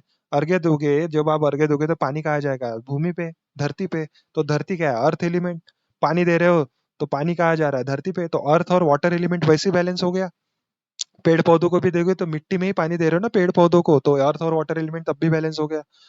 और अगर आप सनराइज होने के बाद दे रहे हो पानी अर्घ्य, उसका एक दूसरा भी रीजन है। एक पर्टिकुलर पोजीशन को में लेके अगर आप लोटा पकड़ते हुए पानी अर्घ्य देते हो, ठीक है, तब वो अगर माथे के करीब लेके पानी देते हो तो आपके ना एक सनरेज जब जाते हैं पानी के ऊपर, पानी अर्घ्य देते टाइम, तब वो सनरेज आपके सेवन चक्रा, सेवन रेज रहते हैं ना, सेवन, जैसे रेनबो रहते हैं, तो आपके वो seven chakras, seven seven chakras को पानी के रिफ्लेक्शन के थ्रू एक्टिव करते हैं। ठीक है, तो सेवन चक्रा भी बैलेंस हो गए, और आपके वो अर्थ और वाटर एलिमेंट भी बैलेंस हो गए। तो क्या हो गया, सुबह उठने से स्पेस एलिमेंट, एयर एलिमेंट, ठीक है, और पेड़ पौधों को पानी देने से अर्थ और वाटर एलिमेंट, तो पांचों एलिमेंट हो गए बैलेंस। तो इधर ही तो सबसे, इसलिए लोगों को मॉर्निंग मॉर्निंग रूटीन में ही मैक्सिमम एलिमेंट बैलेंस हो जाते हैं, और उसी से इसीलिए लोग अच्छा फील करते हैं, इसीलिए ऑर्गेनाइज फील करते हैं, इसलिए पूरा उनका दिन अच्छा जाता है। और उसी तरीके से लाइफ फिर धीरे धीरे अलाइंड होने लगती है, और लाइफ के डिसीजन फिर गलत नहीं होते, फिर लाइफ सही ट्रैक पे जाती है, और हमारा रेजिस्टेंस पावर भी बढ़ता है, हमारा विल पावर भी बढ़ता है, और वही वो विल पावर हमको आगे लेके जाने में मदद करता है। ठीक है, और वही हमको एक सक्सेस की पाथ की तरफ लेके जाता है, क्योंकि हम फिर कंसिस्टेंसी मेंटेन कर पाते हैं। इसीलिए सुबह उठना जल्दी बहुत बेहतर रहता है। अगर किसी को सक्सेसफुल बनना हो तो सुबह ही मैक्सिमम एलिमेंट बैलेंस होते हैं। पूजा पाठ भी करोगे ना घर के मंदिर में, उसमें भी एलिमेंट की पूजा कर रहे हो, तत्वों की ही पूजा होती है। दिया लगा रहे हो, फायर एलिमेंट बैलेंस हो रहा है। ठीक है, फ्लावर ऑफर कर रहे हो, वो भी कहाँ पेड़ पौधों के ही उगता है, वो तो अर्थ एलिमेंट है, वो भी बैलेंस हो रहा है। पानी रख रहे हो भगवान के पास, वो भी वाटर एलिमेंट बैलेंस हो रहा है। अगर आप धूप दिया अगरबत्ती लगा रहे हो, अगरबत्ती लगा रहे हो, वो क्या हो गया, एयर एलिमेंट, क्योंकि उसका धुआं होता है वो एयर एलिमेंट, और जो धुआं निकला है वो कहा जाता है स्पेस एलिमेंट में। हो गए पांचों एलिमेंट बैलेंस। तो तत्वों की पूजा होती है। इवन जो मूर्तियां है, मूर्तियां जो है, वो भी पूजा, हमको सेंसेस दिए ना, आंख दिए ना, दिखने के लिए कुछ चाहिए ना पूजा करने के लिए, उसलिए है। कोई ऑब्जेक्ट तो चाहिए जिसकी हम पूजा करें। आंख दी है तो देखने, उससे हम ज्यादा कनेक्टेड फील करते हैं, माइंड और बॉडी हमारी, माइंड बॉडी कनेक्शन बिठाने के लिए वो मूर्तियां है। लेकिन वो उसमें अलग लॉजिक और भी है, क्योंकि मूर्तियां एक पर्टिकुलर ज्योमेट्रिकल शेप में बनी हुई है, और ज्योमेट्रिकल शेप में भी एक ज्योमेट्रिकल शेप ही सारी चीजें बता सकता है, आपके लाइफ में पूरी चीजें कवर कर सकता है एक ज्योमेट्रिकल शेप। जैसे एक ट्रायंगल, पूरी लाइफ पूरे ट्रायंगल के बीच में है। अगर आप ट्रायंगल ड्रॉ करोगे, तो उसमें जो लेफ्ट साइड है वो आपका फेमिनाइन साइड है, ट्रायंगल का जो राइट साइड है वो आपका मस्कुलिन साइड है, जो परपेंडिकुलर है वो आपका सुषुम्ना नाड़ी है, जिसको हम ईडा पिंगला सुषुम्ना ऐसे कनेक्ट कर सकते हैं। वो आपके मदर्स को भी रिप्रेजेंट करता है लेफ्ट साइड, आपके राइट साइड को भी फादर को रिप्रेजेंट करता है, जो परपेंडिकुलर हो आप खुद हो, क्योंकि मदर फादर का क्रिएशन आप खुद, जो ट्रायंगल के बीच में अगर आप लाइन खींचोगे तो एक परपेंडिकुलर हो गया ना, और वो परपेंडिकुलर आप हो, मदर फादर का क्रिएशन आप हो। ऐसे उसको बैलेंस करते हैं, और हर चीज में है वो, हर चीज में आपको वो चीज दिखेगी आपके अंदर, आपके अब इवन पेड़ पौधों में दिखेगी। पेड़ पौधे का भी शेप कैसा है, एक स्ट्रेट वो पेड़ का खोड रहता है, और उसमें आज लेफ्ट साइड में भी पेड़ ब्रांचेस है, और राइट साइड में भी ब्रांचेस है, तभी जाके पेड़ का फाउंडेशन है ना, वो बैलेंस स्टेट में है वो। अगर पेड़ राइट साइड में झुक जाए, तो आप देखोगे आपके एरिया में जो सबसे पुराना पेड़ है, अगर राइट साइड में झुक जाए, तो उस साइड में एक बार देखोगे लोग सबसे ज्यादा सेल्फिश हो रहे हैं। बहुत ज्यादा लोग लॉजिकल प्रैक्टिकल हो रहे हैं, क्योंकि बहुत ज्यादा मस्कुलाइन ट्रेड्स है। गवर्नमेंट ऑफिसर हो सकते हैं, गवर्नमेंट जॉब में दिखेंगे आपको मैक्सिमम लोग, लेकिन हाँ, ऐसा नहीं है कि आपको बाकी भी पेड़ देखने हैं, क्योंकि बेबी प्लांट भी रहते हैं। वो सारे ट्रीज को एनालाइज करके आपको कंक्लूजन पे आना पड़ता है, वो ऑब्जर्वेशन का पार्ट है, वो विथ प्रैक्टिस आएगा, ऐसे नहीं आएगा। ठीक है, तो एक पेड़ भी एक दिखाता है, राइट लेफ्ट साइड को झुका हुआ तो उसका अलग मीनिंग है। ठीक है, स्ट्रेट है, इसलिए अशोका ट्री पहले वास्तु रेमेडीज में गेट के जो एंट्रेंस है उसके आजू बाजू लगाते थे, क्योंकि वो स्ट्रेट और बैलेंस स्टेट में खड़ा है ना। उसका अलग मीनिंग है, वो हम इतना डिटेल में नहीं जाएंगे। लेकिन हर एक चीज बेवजह से नहीं बनी है नेचर में, आप बस अवेयरनेस और उतने कॉन्शियस नहीं हो, इसलिए आपको समझ में नहीं आता है, इसलिए लोग गलतियां करते हैं।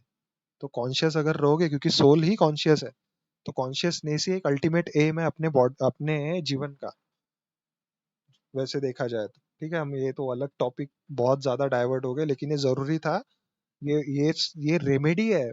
ठीक है, अगर आपने सुना है अब तक, वीडियो देखा है, तो जिसको सुनना है वही सुनेगा, अगर जिसको नहीं सुनना है वो नहीं सुनेगा।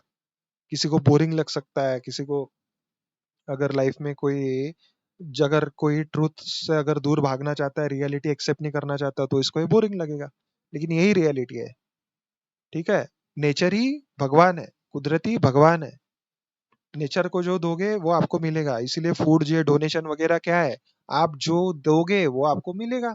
आप किसी को खिलाओगे आज, कल जाके आपको भी मदद मिलेगी किसी ना किसी तरीके से। तो सब ट्रांजैक्शन पे चल रहा है, सब लेन देन है। नेचर में आपको बॉडी उधार पे दी हुई है, तो वो उसने दी है तो वापस भी लेगा। ठीक है, तो उधार मिली हुई बॉडी है तो वापस भी लेना ही है, तो लेन देन पे चल रहा है सब कुछ। जो दोगे वो मिलेगा, सीधी सीधी बात है। ठीक है, तो ये कुछ है। तो ये अलग ही टॉपिक हो गया। अब एक सेकंड एग्जांपल देखते हैं। ठीक है, और भी आगे जो वीडियो डालूंगा इसमें मैं कंटिन्यू बेसिस पे आपके ये चार्ट लेते रहूंगा। ठीक है, अगले वीडियो में रेमेडियल पार्ट कवर करेंगे, है ना। तो अगले वीडियो में रेमेडियल पार्ट कवर करेंगे, उसके पहले हम और दो चार्ट देख लेते हैं। दूसरा चार्ट है एमके जी का। डेट ऑफ बर्थ है 5 अगस्त 1997, 7 AM भोपाल। ठीक है, एमके जी का मैंने सेव करके रखा है। 2 मिनट रुकिए। अभी इनके केस में देखिए क्या है। इनके केस में फर्स्ट हाउस में देखिए कितने सारे प्लैनेट। जब भी फर्स्ट हाउस और सेवेंथ हाउस में इतने सारे प्लैनेट आ जाएंगे ना, वो एक कंफ्यूजन क्रिएट करता है। ठीक है, इंसान कंफ्यूजन स्टेट में आ जाता है। तो इसीलिए ना थोड़ी बहुत चीजें इधर उधर होती है, क्योंकि इतने सारे हाउसेस के लॉर्ड है प्लैनेट, बाकी भी वो जाके फर्स्ट हाउस में आ जाते हैं। तो ऐसा इंसान मल्टीटास्किंग तो होता ही होता है, लेकिन साथ साथ में ना कोई भी चीजें कंप्लीशन में नहीं हो पाती। कभी कभी हो सकता है कि खुद का ही थॉट प्रोसेस इतना कंफ्यूजिंग कंफ्यूजिंग है कि थोड़ा बहुत चीजें डिले करवा सकता है। तो एक्सट्रीम चीजें जैसे इनका D9 में भी देखोगे तो मार्स 7th हाउस में, तो थोड़ा बहुत कॉन्फ्लिक्टिंग नेचर हो सकता है इनका खुद का भी। स्पाउस भी वैसे ही मिलेगा, क्योंकि विनस स्पाउस को रिप्रेजेंट करता है। अगर ये मेल की कुंडली है, आई होप आप, ये मेल का चार्ट है, तो अगर ये मेल की कुंडली है तो विनस मार्स के साथ है। विनस स्पाउस को रिप्रेजेंट करता है, मार्स कॉन्फ्लिक्ट को रिप्रेजेंट करता है। लेकिन हाँ, एक्सट्रीम लॉयलिटी का भी कॉम्बिनेशन है। आप बहुत एक्सट्रीम लॉयल भी हो सकते हो रिलेशनशिप में। पार्टनर भी वैसा मिलेगा। इवन पार्टनर का ये हो सकता है कि पार्टनर थोड़ा कॉन्फ्लिक्टिंग नेचर का हो सकता है। इन जनरल आप थोड़ा बहुत डोमिनेटिंग हो सकते हो, थोड़ा बहुत ओवर प्रोटेक्टिव हो सकते हो पार्टनर को लेके। जैसे है ना, थोड़ा बहुत बहुत टाइम बार बार आपका ध्यान पूरा टाइम उनके ही तरफ जा रहा है कि क्या कर रहे हैं क्या नहीं कर रहे हैं ना। मार्स थोड़ा बहुत इनसिक्योरिटी देता है यहाँ पे। ठीक है, बाकी चीजों के लिए अच्छा हो गया कि बहुत ज्यादा पैशनेट होता है अपने पार्टनर को लेके, प्रोटेक्टिव होता है, ओवर प्रोटेक्टिव होता है। तो कभी कभी ओवर प्रोटेक्टिव पॉजिटिवनेस की वजह से चीजें थोड़ी बहुत खराब होती है। तो उतना भी अच्छा नहीं है, लेकिन हाँ कुछ चीजों के लिए अच्छा है। लेकिन थोड़े बहुत एफ्लिक्शन भी है। अब थोड़े बहुत नहीं है, एफ्लिक्शन है, क्योंकि आपके 7th लॉर्ड रेट्रोग्रेड है ऊपर से। तो ये भी डिले दे सकता है, और ऊपर से 7th लॉर्ड सैटर्न भी है। ये भी डिले का कॉम्बिनेशन है। ठीक है, राहु केतु का एक्सिस भी है 7th हाउस में, ये भी एक थोड़ा डिले दे सकता है। ऊपर से जुपिटर रेट्रोग्रेड है, ये भी शादी डिले देता है, लेकिन देता जरूर है, प्रॉमिस तो है शादी का। ठीक है, दूसरी चीज, शादी का प्रॉमिस है, क्योंकि शादी का प्रॉमिस हमने देखा था यहाँ पे। If Jupiter is retrograde in both male and female chart, then it is a guaranteed marriage promise। तो गारंटी है मैरिज का, प्रॉमिस है आपके चार्ट में। लेकिन देखिए बाकी कॉम्बिनेशन भी बहुत है ना। ऐसा नहीं है कि सिर्फ मैरिज हो जाए, तो मैरिज की लॉन्जिविटी भी देखी जाती है। मैरिज टिकेगी या नहीं टिकेगी, मैरिज क्या रहेगी, मैरिड लाइफ कैसी रहेगी, है ना। मैरिड लाइफ का सुख है या नहीं है, कि हर बार झगड़े ही चल रहे हैं कि कॉन्फ्लिक्ट ही चल रहे हैं, तो ये भी नहीं चाहिए। तो वो सारी चीजें देखती आनी चाहिए। जैसे आपके केस में क्या है, मैरिज तो है, लेकिन उसको कभी कभी ना बैलेंस करना डिफिकल्ट हो सकता है आपके लिए, क्योंकि आपका थोड़ा कॉन्फ्लिक्टिंग नेचर हो सकता है, पार्टनर भी थोड़ा बहुत वैसा मिल सकता है। इन जनरल वहां पे उसके ट्राइन में भी देखोगे कि सैटर्न है, तो ट्राइन में भी कौन से प्लेनेट है वो देखना है, कि मार्स भी है। तो इन जनरल यहाँ पे ना थोड़े कॉन्फ्लिक्ट दिखते हैं। लेकिन जो लोग ज्यादा झगड़ते हैं ना, तो प्यार भी उतना ही रहता है, तो प्रेम भी उतना ही करते हैं एक दूसरे के साथ। तो अच्छा कॉम्बिनेशन भी है, तो थोड़ा बहुत फ्लक्चुएटिंग माइंडसेट भी दिखाता है। इतने सारे प्लैनेट 7th हाउस को भी एक्सपेक्ट कर रहे हैं, वीनस, मर्क्यूरी, मून।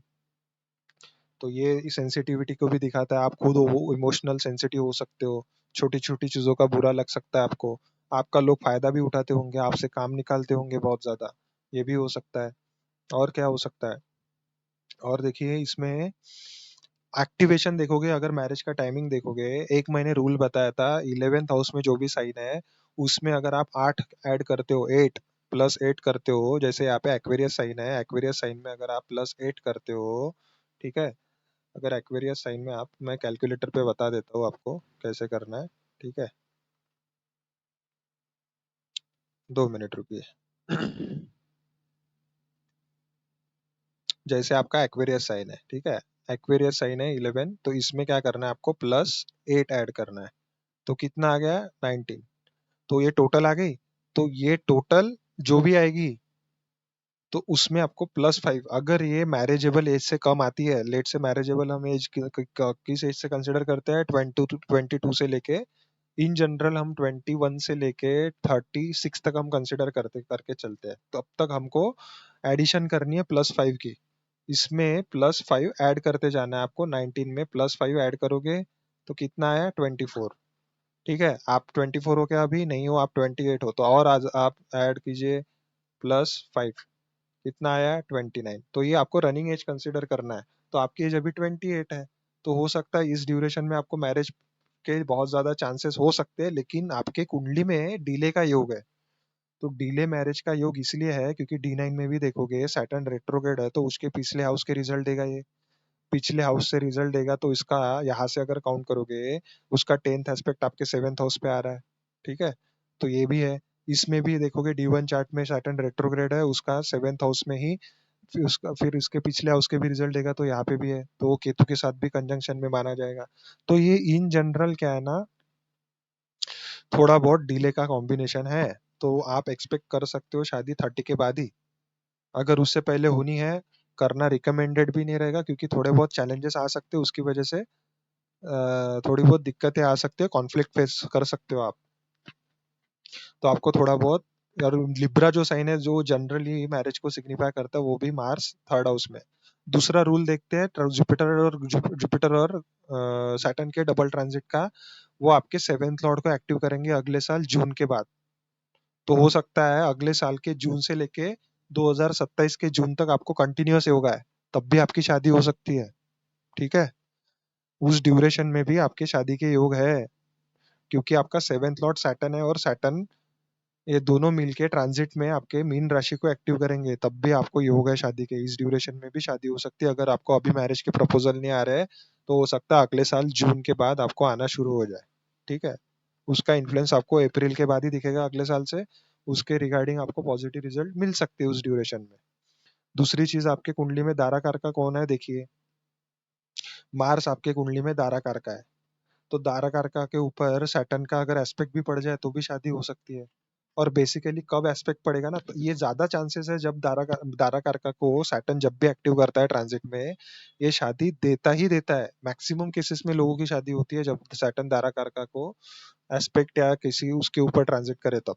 कैसे, जैसे 2027 के बाद, मिड 2027 के बाद सैटर्न आपके दारा कारका को 7th एस्पेक्ट से देखेगा, तो यहाँ पे जबकि आपका 9th लॉर्ड भी मार्स है, तो 9th लॉर्ड भाग्योदय को दिखाता है, तो 28 के बाद से इन जनरल आपके लाइफ में बहुत ज्यादा आप देखोगे कि बहुत सारे इवेंट हो रहे हैं, ठीक है, क्योंकि आपका 9th लॉर्ड की मैच्योरिटी एज आ गई, ऐसा हो सकता है उसके बाद कुछ ना कुछ स्टार्ट मिला होगा आपको, या फिर आप इतने सारे प्लेनेट होने की वजह से ये मल्टीपल सोर्स ऑफ इनकम भी दे सकता है, लेकिन इन जनरल हम मैरिज की बात कर रहे हैं, तो आपको हो सकता है यहाँ पे 2027 के बाद भी ये शादी दे सकता है प्रोमिनेंटली, जब सैटर्न यहाँ पे आ जाए मेष राशि में, क्योंकि सैटर्न आपका 7th लॉर्ड है, 9th हाउस सेरेमनी को दिखाता है, 9th हाउस, हो सकता है इस ड्यूरेशन में ज्यादा चांसेस बढ़ सकते हैं, उसमें दशा से भी कंफर्म कर सकते हैं हम, दशा में बाद में जाएंगे, पहले हम यहाँ पे देख लेते हैं। और ऊपर से डिले का योग है, तो आप 2027 में, अभी आपकी 28 है, तब आप 2027 में ऑब्वियस है आपका, अभी 2025 है, 2 साल के बाद आप 30 हो जाओगे, 30, तो हो सकता है 31 या 32 की एज में आपकी शादी हो, जो कि 33 आपका रनिंग एज निकल के आ रहा था +5 ऐड करने के बाद, तो 32 एक प्रोमिनेंट एज है आपके मैरिज के लिए, ठीक है, और उस टाइम पे करना भी सही रहेगा आपके कुंडली के अकॉर्डिंग। 32 की एज में मैरिज करना आपके लिए सबसे बेस्ट होगा। ठीक है, ये उससे पहले करते हो क्योंकि पॉसिबिलिटी उससे पहले भी है, लेकिन वो कन्वर्ट होना थोड़ा डिफिकल्ट हो जाएगा मैरिज में। ठीक है, तो कन्वर्जन में दिक्कत है क्योंकि कुछ ना कुछ चीजों की वजह से ऑब्स्टेकल आ सकते हैं उससे पहले। ठीक है, तो ऐसा नहीं है कि मैरिज के योग नहीं, अभी भी है। अभी यानी जैसे अगले साल के जून के बाद से योग है आपको, जब सेवंथ लॉर्ड को सैटर्न और जुपिटर दोनों मिलके एक्टिव करेंगे, क्योंकि जुपिटर तब कैंसर राशि में आएगा। तब जुपिटर कैंसर राशि में आएगा, तो वो नाइन्थ एस्पेक्ट से आपके सेवेंथ लॉर्ड को देखेगा। और जब सैटर्न यहाँ पे ही मीन राशि में खुद ट्रांजिट कर रहा है आपके कुंडली में, तो इसको भी एक्टिव करेगा, जो कि आपका सेवेंथ लॉर्ड है। तो जुपिटर और सैटर्न दोनों मिलके आपके सेवेंथ लॉर्ड को एक्टिव कर रहे हैं, तो इसीलिए वो मैरिज दे सकता है। ठीक है, पॉसिबिलिटी है, बट लेकिन कन्वर्जन में थोड़ी दिक्कतें आ सकती है ना। इसलिए 32 एक प्रोमिनेंट एज है मैरिज के लिए। 32 की एज में मैरिज करना सही रहेगा आपके लिए, है ना। तो ये और दूसरे रूल से भी देखोगे, प्रोग्रेशन से देखिए, सन जहाँ पे बैठा उसको हम 24 एज कंसिडर करेंगे। आप 28 के हो तो देखिए 24, 25, 26, 27, 28, 28 के एज में आपका फर्स्ट हाउस एक्टिवेट, जो कि सेवेंथ हाउस को भी देखेगा यहाँ से। सन का प्रोग्रेशन, सन का एक ही एस्पेक्ट रहता है ना, सेवेंथ। तो यहाँ पे जब प्रोग्रेशन आएगा सन का, तो यहाँ पे देखिए विनस और मार्स आपका सेवेंथ लॉर्ड। इसलिए 28 की एज में आपको ना बहुत ज्यादा मैरिज की डिजायर बढ़ रही है, या फिर आपको बहुत डिजायर है कि हो ही जाए आपकी मैरिज, बट लेकिन डिले के योग होने की वजह से दिक्कतें आ रही है। मे भी हो सकती है, यानी अगर आपका अगस्त का बर्थ है ना, तो अगले साल ही जून, जून के बाद तब तक आप 28 के ही रहोगे ना। अगस्त आने का ही रहेगा, 28 के ही रहोगे, तब हो सकता है जून में या फिर मई में, मई या जून के करीब करीब आपकी शादी हो फिक्स हो सकती है, या फिर आपका एंगेजमेंट हो सकता है, आपको थोड़ा बहुत कंफर्मेशन मिल सकता है, ऐसा भी हो सकता है। लेकिन मैं सही कब रहेगा वो बता रहा हूँ, 32 की एज में क्यों रहेगा वो भी बता देता हूँ। 28 है, देखिए 28, 29, 30, 31, 32, फिफ्थ हाउस भी मैरिज देता है। अब 32 में क्या कॉम्बिनेशन बन रहा है देखते हैं। देखिए 32 में देखोगे, इसका लॉर्ड सन देखोगे नाइन्थ हाउस में बैठा है। नाइन्थ हाउस क्या है? नाइन्थ हाउस आपके भाग्य का है, नाइन्थ हाउस आपके लक का है, आपके लक को रिप्रेजेंट करता है। हो सकता है इस ड्यूरेशन में आपका लक साथ दे, आपका भाग्य साथ दे। इवन आप देखोगे जुपिटर खुद नाइन्थ लॉर्ड है यहाँ पे, और मर्क्यूरी भी देखोगे, मर्क्यूरी देखोगे थर्ड हाउस है, थर्ड लॉर्ड है। और थर्ड लॉर्ड कहाँ, थर्ड हाउस यानी क्या है? थर्ड हाउस देखोगे सेवन से नाइन्थ आता है, और वो मैरिज का भाग्य है। सेवेंथ हाउस मैरिज है ना, तो मैरिज का भाग्य है, मैरिज से नाइन्थ आता है ना ये। एक दो तीन चार पाँच छह सात आठ नौ, तो मैरिज का भाग्य, ये तो मैरिज का भाग्य तब होगा आपके D9 में, ये कंफर्म दिख रहा है जब आप 32 हो गए, तब आपका थर्ड लॉर्ड और नाइन्थ लॉर्ड दोनों एक्टिव हो रहे हैं। यानी ये आपका भाग्य, ये आपके पार्टनर का भाग्य, जो मिलना है उसका भी भाग्य खुलेगा और आपका भी भाग्य खुलेगा, तब जाके आपकी शादी हो रही है। फिफ्थ हाउस पास्ट लाइफ के ब्लेसिंग भी है। तो आपको हो सकता है 32 की एज में, जुपिटर सेविंग ग्रेस है, और 32 की एज में आपका जुपिटर भी इन्वॉल्व हो रहा है यहाँ पे, और जुपिटर D9 में नाइन्थ लॉर्ड भी है। और इस ड्यूरेशन में आपको शादी करना सीरियसली सही रहेगा। इस एज में 32 की एज में रिकमेंडेड है आप शादी करो। उससे पहले करोगे तो सीरियसली दिक्कतें आ सकती है। ठीक है, क्योंकि मेजर एफ्लिक्शन है, आपके सेवेंथ हाउस थोड़ा बहुत डैमेज है, क्योंकि रेट्रोग्रेशन होने की वजह से। जुपिटर भी रेट्रोग्रेड है, जो आपको खुद को, जीव को रिप्रेजेंट करता है ना। और सैटर्न जो सेवेंथ लॉर्ड है वो भी रेट्रोग्रेड है, और सेवेंथ हाउस को इन्फ्लुएंस कर रहा है, उसमें ऑलरेडी केतु बैठा है। इसमें भी मैलेफिक प्लैनेट है मार्स, जिसको सेवेंथ हाउस का मार्स मरण कारक स्थान में बैठा है, लेकिन यहाँ पे अपने ही राशि में विनस बैठा है, तो इसकी वजह से दिक्कत। इन जनरल विनस मार्स कभी कभी डिले देता है, मार्स इन जनरल डिले देता है। ठीक है, मैरिज में सेवेंथ हाउस में होने की वजह से भी, क्योंकि कभी कभी ना उसको खुद को संभालने में टाइम लगता है। इनिशियल फेज ऑफ लाइफ में बहुत ज्यादा फ्रस्ट्रेशन एंगर इश्यू रहते हैं, कभी कभी इंसान को, मूडी रहता है इंसान, है ना। तो तब जाके जब वो उसका थॉट प्रोसेस बैलेंस होता है, तब जाके वो इवेंट मैनिफेस्ट होता है। ठीक है, तो 32 की एज एक प्रोमिनेंट निकल के आ रही है। दूसरे भी रूल्स अगर लगा के देखोगे, जब जुपिटर आपका विनस को एक्टिव करे, फर्स्ट हाउस को एक्टिव करे, जब ट्रांजिट करे वहां पे, तब भी देखिए, जब देखोगे लियो में जाएगा तब भी आपको पॉसिबल है। देखिए यहाँ से ना, सेवेंथ, या फिर जब जुपिटर जाएगा कैंसर में भी, तब आपके सेवेंथ लॉर्ड को नाइन्थ एस्पेक्ट से देख रहा है, तब भी चांसेस है। जब वो लियो में जाएगा 2027 में, तब भी चांसेस है। तो ज्यादा अच्छा आपको ना 32 की एज है, लेकिन इतना याद रखना, आप अभी तक यानी 2004 साल रुकते हो, तो 28-29 के आसपास, 2029 या 2028 के आसपास आपको शादी करना अच्छा रहेगा। ठीक है, सबसे बेस्ट टाइम है ये। तब जुपिटर कहाँ रहेगा?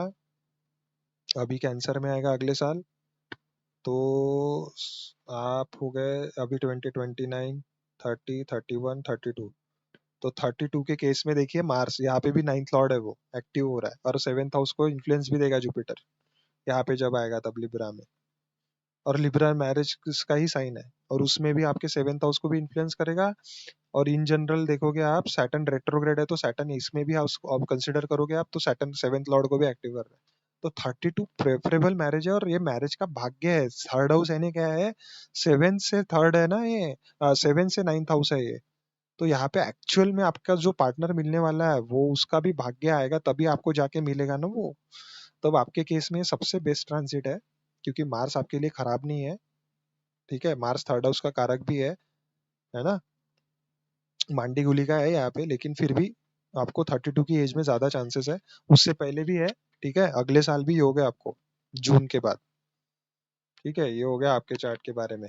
रेमेडीज में क्या हो सकता है? आपको सेवेंथ लॉर्ड सैटर्न है, तो जब एट्थ हाउस में बैठा है, तो आपको क्या करना है, पहले एट्थ हाउस रिलेटेड इवेंट होगा, तब जाके ये रिलेटेड इवेंट होगा। हो सकता है इनहेरिटेंस को रिप्रेजेंट करता है, आपको कोई इनहेरिटेंस मिल रही है शादी होने से पहले। एट्थ हाउस ऑकल्ट एस्ट्रोलॉजी को रिप्रेजेंट करता है, एस्ट्रोलॉजी पढ़ना शुरू करोगे, तब आपको जितना ज्यादा एस्ट्रोलॉजी में इंटरेस्ट लोगे, जितना ज्यादा पढ़ोगे उसके बारे में, तब जाके आपको ना सेवेंथ हाउस हील होगा, क्योंकि केतु भी है ना सेवेंथ हाउस। केतु खुद ऑकल्ट साइंस को रिप्रेजेंट करता है, एस्ट्रोलॉजी को रिप्रेजेंट करता है। तो सेवेंथ हाउस में जो प्लेनेट बैठा है उसको भी यूज करना है। केतु भी खुद ऑकल्ट साइंस को रिप्रेजेंट करता है। आप जितना ज्यादा एस्ट्रोलॉजी पढ़ोगे देखोगे, उतना ज्यादा आपका कर्मा, पेंडिंग कर्मा एग्जॉस्ट होते रहेगा सेवेंथ हाउस रिलेटेड। उतना ज्यादा आप यूटिलाइज कर रहे हो उस वो प्लेनेट को, उतना ज्यादा ये हाउसेस के कर्मा जल्दी एग्जॉस्ट होके आपकी शादी, आपको सेवेंथ हाउस रिलेटेड इवेंट अच्छे देखने को मिलेंगे। हो सकता है आप खुद का बिजनेस कर सकते हो, कुछ भी कर सकते हो अच्छे, बाकी भी एरियाज में अच्छे रिजल्ट मिल सकते हैं, ऐसा नहीं है उसमें ही, बाकी भी एरियाज में अच्छे रिजल्ट मिलेंगे। जुपिटर नीच राशि का है, रेट्रोग्रेड है, इसलिए कोई ज्यादा प्रॉब्लम नहीं है। लेकिन फिर भी डेबिलिटेटेड होने की वजह से जुपिटर इन जनरल आपके लाइफ में फॉर्च्यून को रिप्रेजेंट करता है, इसलिए थोड़ा स्ट्रगल दिखा रहा है, ऊपर से सिक्स हाउस में है। तो मल्टीपल चीजें आपके चार्ट में जिसकी वजह से डिले हो रहा है। डिले नहीं है, बेसिकली 28 की हो आप, ठीक है, और इतना 32 यानी आजकल इतना ज्यादा डिले नहीं कंसिडर करते, तो 32 की एज में प्रोमिनेंट है, क्योंकि मैरिज का प्रॉमिस है, क्योंकि जुपिटर रेट्रोग्रेड है इसीलिए है ना। और दूसरी चीज, रेमेडी ये है कि सैटर्न सेवा को रिप्रेजेंट करता है, आपको ना पार्टनर को सर्व करना है बेसिकली। ठीक है, उसमें भी आपको ऐसा नहीं है, थोड़ी थोड़ी चीजें कॉम्प्रोमाइज करनी पड़ सकती है, कुछ कुछ चीजों का क्रेडिट नहीं मिल सकता आपको। तो हो सकता है आपको सेवा करनी है, सेवा भाव रखना है, कॉम्प्रोमाइज करना है ना, एक्सेप्ट करना है चीजों को। जितना ज्यादा एक्सेप्ट करोगे उतना ज्यादा अच्छी मैरिज होगी आपकी, बहुत बहुत अच्छी लाइफ जियोगे जरा, अगर आप पहले एक्सेप्टेंस में आ गए और इन चीजों को यूज करना सीख गए, तब आप बहुत इजीली आप सारी चीजें मैनेज करना सीख जाओगे। और फर्स्ट हाउस को पहले, सबसे पहले मैनेज करना सीखो, योगा मेडिटेशन प्राणायाम से बैलेंस करो। ठीक है, अपने एलिमेंट बैलेंस करो, योगा मेडिटेशन प्राणायाम करने से ही बाकी चीजें बैलेंस होगी, और नेचर को कुछ कंट्रीब्यूशन दो, कुछ भी सेवा करो, चाहे पेड़ पौधों को प्लाने पानी डालो, जैसे मर्क्यूरी प्लांट्स को रिप्रेजेंट करता है, प्लांट्स लगाओ, उसकी सेवा करो। ठीक है, उसकी सेवा करोगे तो आपका क्या होगा, आपके ये प्लेनेट जितने ज्यादा जल्दी बैलेंस होंगे, उतना ज्यादा अच्छे रिजल्ट मिलेंगे आपको, है ना। बाकी मैं रेमेडियल पार्ट में आप कवर करूंगा, ये आपके तीनों के चार्ट कवर करूंगा, क्या क्या रेमेडी होगी, फिर उसमें देख लीजिएगा, वो रेमेडी परफॉर्म कर लिया, आपके नक्षत्र के अकॉर्डिंग मैं रेमेडी बताऊंगा। ठीक है, वो कह रही है उससे और ज्यादा हील हो गए सेवेंथ हाउस आपका। तो लेकिन बाकी भी ये नित्य कर्म में करना है, कुछ ना कुछ सोसाइटी में अच्छे कर्मास करने हैं, कुछ कंट्रीब्यूशन देना है। ठीक है, किसी भी तरीके का कंट्रीब्यूशन हो सकता है, वो सेवा भाव में करो वो, लेकिन है ना। और क्या दिख रहा है यहाँ पे, खाने में अगर आप देखिए, उड़द दाल का यूज कर सकते हो, उड़द दाल डोनेट कर सकते हो, जैसे एट्थ हाउस में है तो पाइसिस साइन में है, तो पाइसिस साइन डोनेशन को रिप्रेजेंट करता है।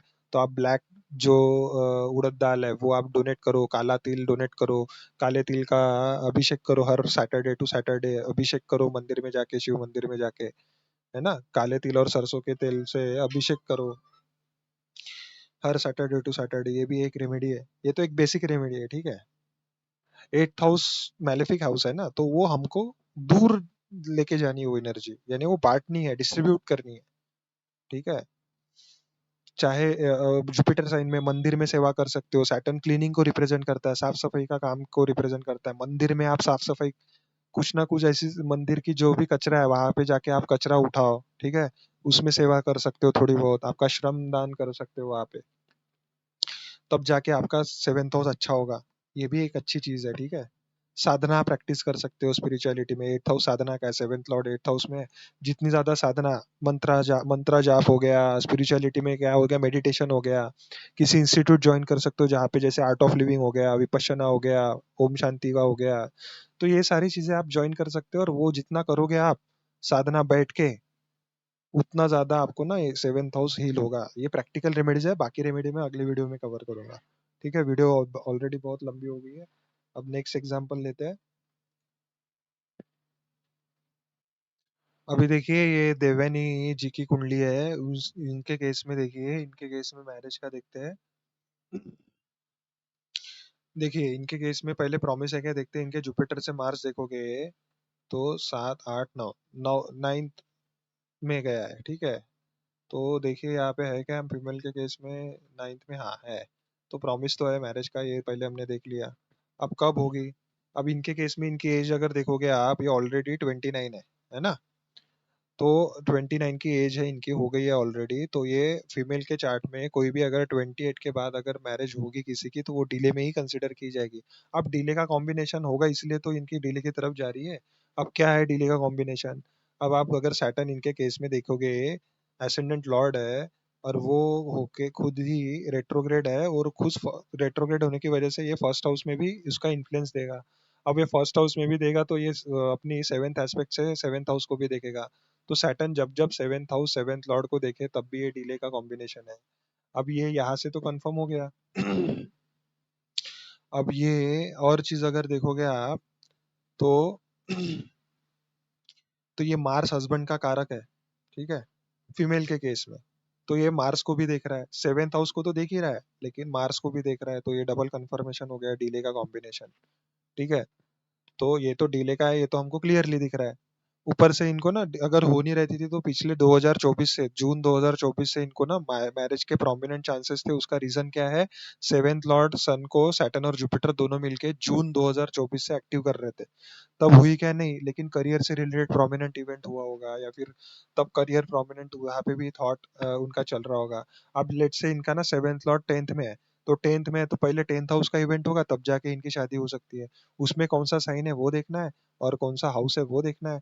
टेंथ लॉर्ड टेंथ हाउस में, सेवेंथ लॉर्ड टेंथ हाउस में है तो पहले करियर या जॉब लग रही है, या करियर रिलेटेड कोई प्रोमिनेंट इवेंट हो रहा है, तब जाके जॉब लग रही है। अब सेवेंथ लॉर्ड सन है, सन फादर को रिप्रेजेंट करता है, तो फादर के करियर में कोई प्रोमिनेंट इवेंट, या फादर के लाइफ में कोई प्रोमिनेंट इवेंट, फादर मर्क्यूरी के साथ कंजंक्ट है तो पैसों से रिलेटेड कोई प्रोमिनेंट इवेंट, तो फादर की सेविंग बढ़ रही है, एफडी कर रहे हैं फादर, तो तब जाके कोई प्रोमिनेंट इवेंट मैरिज से रिलेटेड हो सकता है। एक्टिवेशन मैं बता रहा हूँ, ये पहले ये हाउस एक्टिवेट होगा तब जाके मैरिज होगी। तब ये हो सकता है स्कॉर्पियो साइन है, तो स्कॉर्पियो साइन इनहेरिटेंस को दिखाता है, तो फादर को कोई इनहेरिटेंस मिल रही है तब जाके इनकी शादी हो रही है। फादर को फाइनेंशियल बेनिफिट हो रहा है तब जाके शादी हो रही है। कोई सडन ट्रांसफॉर्मेशन हो रहा है आपके लाइफ में, आपके फादर के लाइफ में, तब जाके आपकी शादी हो रही है। ये ये प्रोमिनेंट इवेंट है जब वो जो शादी से पहले होते हैं, जहाँ पे सेवेंथ लॉर्ड जाएगा तब जाके वो सेवेंथ हाउस रिलेटेड इवेंट होगा। और आपके केस में आपकी कुंडली मांगलिक भी है, सेवेंथ हाउस में मार्स है, इसलिए आपको डिले हो रहा है। इन जनरल सेवेंथ हाउस का मार्स मैरिज में डिले करवाता है, ठीक है। तो ये तो एक कॉम्बिनेशन हो गया। डिले का तो दिख रहा है कंफर्म, अब होती होगी कब ये देख लेते हैं। जो मैंने एक रूल बताया था सेवेंथ हाउस में ऐड करना है साइन, उस इनके भी केस में अगर आप कैलकुलेट करोगे तो 33 एक रनिंग एज निकल के आता है। तो इनके केस में भी 32 तो एक दिख रहा है, लेकिन उससे पहले भी चांसेस बनते हैं कि हम देख लेते हैं। अभी फिलहाल तो जुपिटर जेमिनी में है, तो मून को एक्टिव करेगा, तो ये मून 6th हाउस है तब भी शादी दे सकता है। मून को भी जब जुपिटर एक्टिव करता है ना, तो मून सोसाइटी को रिप्रेजेंट करता है, और मून इतने फास्ट रिजल्ट देता है कि लाइफ में मैक्सिमम रिजल्ट इतने जल्दी हो जाते हैं कि पता भी नहीं चलता कब कौन सा इवेंट हुआ। तो हो सकता है इसमें भी, लेकिन ये फेवरेबल नहीं है। क्यों, क्योंकि देखा जाए ना तो छठे भाव में एग्जॉल्टेड ट्रांजिट कर रहा है, तो ये थोड़े बहुत हेल्थ कॉम्प्लिकेशन दे सकता है अब इस टाइम पे, ऑब्स्टेकल दे सकता है, अननेसेसरी कॉन्फ्लिक्ट क्रिएट करवा सकता है, इसलिए इस ड्यूरेशन में शादी करना सही नहीं है। भले ही वो अगले साल प्रोमिनेंटली दिखा रहा है, क्योंकि सेकेंड हाउस भी इनका इन्फ्लुएंस है, लेकिन अगले साल जून के बाद अगर देखोगे आप सैटर्न और जुपिटर का ट्रांजिट हर किसी के कुंडली में पाइसिस साइन एक्टिव रहेगा जून से। तो इनके केस में देखिए सैटर्न केतु का कॉम्बिनेशन है ना।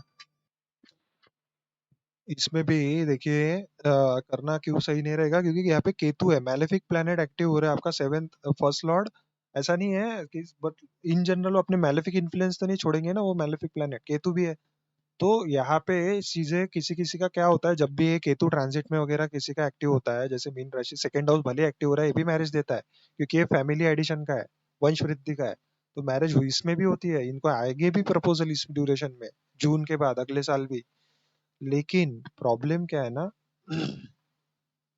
इनको अगर देखोगे आप कि यहाँ पे केतु भी है, तो मैक्सिमम केसेस में किसी किसी लोगों के यहाँ होता है एंगेजमेंट हो जाती है, और एंगेजमेंट होने के बाद भी मैरिज ब्रेक होती है। तो ये कॉम्बिनेशन इसीलिए इस ड्यूरेशन में शादी करना फेवरेबल नहीं है। तो ये कब अच्छा रहेगा देखोगे आप तब, अब जब जुपिटर लियो में आएगा ना, अगले साल, अगले साल यानी नहीं, अगले साल यानी 2027 में आएगा लियो में। तब इनका मार्स भी एक्टिव हो रहा है, सेवेंथ हाउस भी एक्टिव हो रहा है ना।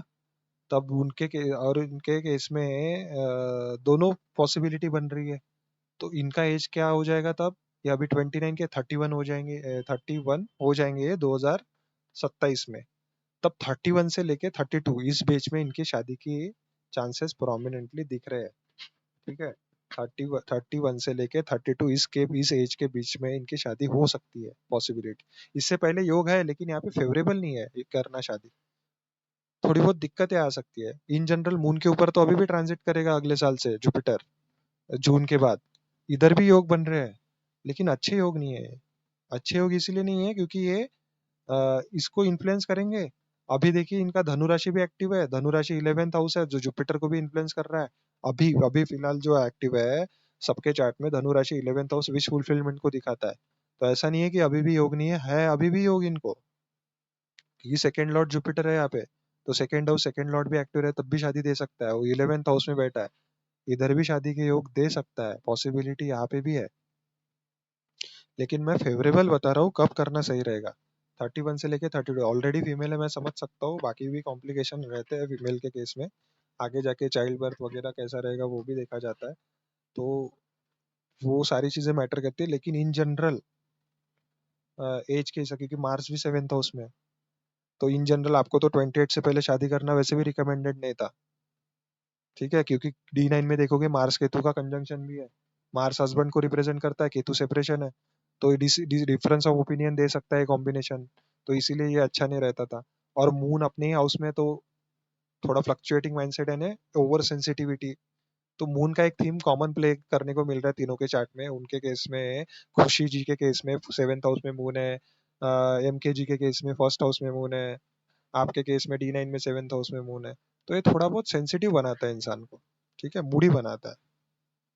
तो कभी कभी थोड़ा काउंसलिंग की जरूरत जरूरत पड़ सकती है यहाँ पे, है ना। वो थोड़ा इमोशनल सेंसिटिव हो सकते हैं आप दोनों एक दूसरे को लेके, कुछ चीजों के लिए अच्छा है, लेकिन ओवर सेंसिटिविटी की वजह से मिसअंडरस्टैंडिंग भी होती है कभी कभी। ठीक है, तो 31 या 32 एक प्रोमिनेंट एज है।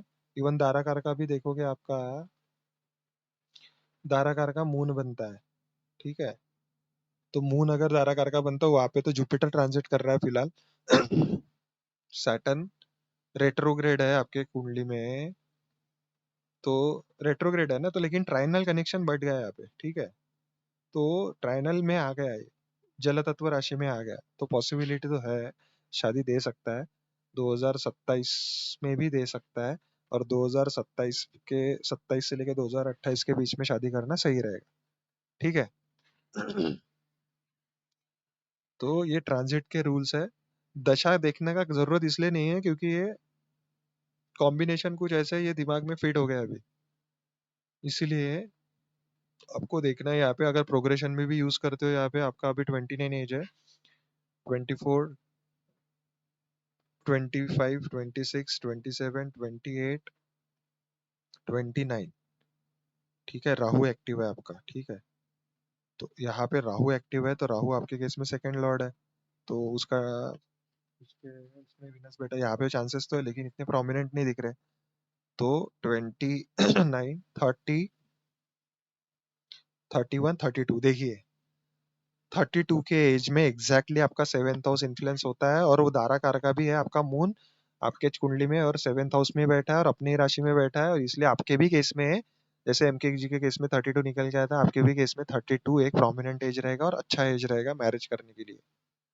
तो आप दोनों के केस में एक कॉमन एज है, क्या है, 32। तो 32 सीरियसली आप कीजिए। खुशी जी के चार्ट में हम फिर से एक बार कंफर्म कर लेते हैं। देखिए खुशी जी के चार्ट में अगर देखोगे सन का प्रोग्रेशन का रूल, इनकी एज कितनी है अभी, 22। ठीक है, 22, 23, 25, 26, 26 के एज में भी मैरिज दे सकता है। ठीक है, 26, 27 की भी एज में, इसलिए मैंने कमेंट में बताया था 27 या 28 की, 28 इसलिए बताया था, ये देखिए 27, 28 वीनस एक्टिव हो रहा है, और वो 7th हाउस का ट्राइन है। 27, 28, 27 और 28 और 29, 27, 28, 29 तीनों एज में मैरिज पॉसिबल है आपके केस में। देगा किस एज में, वो डिपेंड करता है डिले। आपके केस में D9 में सेवेंथ फर्स्ट हाउस में सैटर्न का एस्पेक्ट है, तो सैटर्न फर्स्ट हाउस में D9 में एस्पेक्ट भी है तो भी डिले दे सकता है। तो कंसिडर कीजिए 29 एक फेवरेबल एज रहेगी आपके शादी के लिए। ठीक है, 29 एज, 28, आप 27 में भी कर सकते हो, 28, 29 इन तीनों एजेस आपके लिए प्रोमिनेंट है। तो मैं बता रहा हूँ 29 फेवरेबल रह सकता है, क्योंकि मैलेफिक इन्फ्लुएंस है। कभी कभी केतु क्या है ना, डिटैचमेंट देता है मैरिज होने में, कभी कभी दिक्कत देता है D9 में अगर केतु फर्स्ट हाउस में हो तब। ठीक है, तो थोड़ी बहुत रुकावट देता है, क्योंकि मैरिज का चार्ट है ये D9। मैरिज के लिए देखा जाता है नवांश चार्ट स्पेशली, बाकी चीजों के लिए भी देखा जाता है, लेकिन वो कारक है मैरिज का। इसीलिए D9 में फर्स्ट हाउस में जो भी प्लेनेट आता है ना, वो डायरेक्टली इन्फ्लुएंस करता है हमारे मैरिड लाइफ को। तो आपके केतु है तो केतु थोड़ा बहुत डिटैचमेंट देता है। कभी कभी हमारा थॉट प्रोसेस ही नहीं होता, कभी हमारा थॉट प्रोसेस ही हमारे मैरिज के लिए ऑब्स्टेकल बन जाता है। ठीक है, तो हो सकता है 29 की एज में हो सकती है मैरिज आपकी। ठीक है, तीनों एजेस प्रोमिनेंट है, 27, 28, 29। और अगले वीडियो में रेमेडीज बताऊंगा, ताकि आपको चाहे आप देखिए, रेमेडीज अगर आप करोगे ना, रेमेडीज क्या है, अगर आपका माइंड आपके कंट्रोल में है ना, तो सारे ट्रांजिट आपके फेवर में है, सारी दशा आपके फेवर में है। कोई भी किसी भी एज में अगर आप उस अर्ली भी मैरिज होती है ना आपकी, तब भी दिक्कत नहीं आएगी, क्योंकि आप अपने माइंड को कंट्रोल कर सकते हो।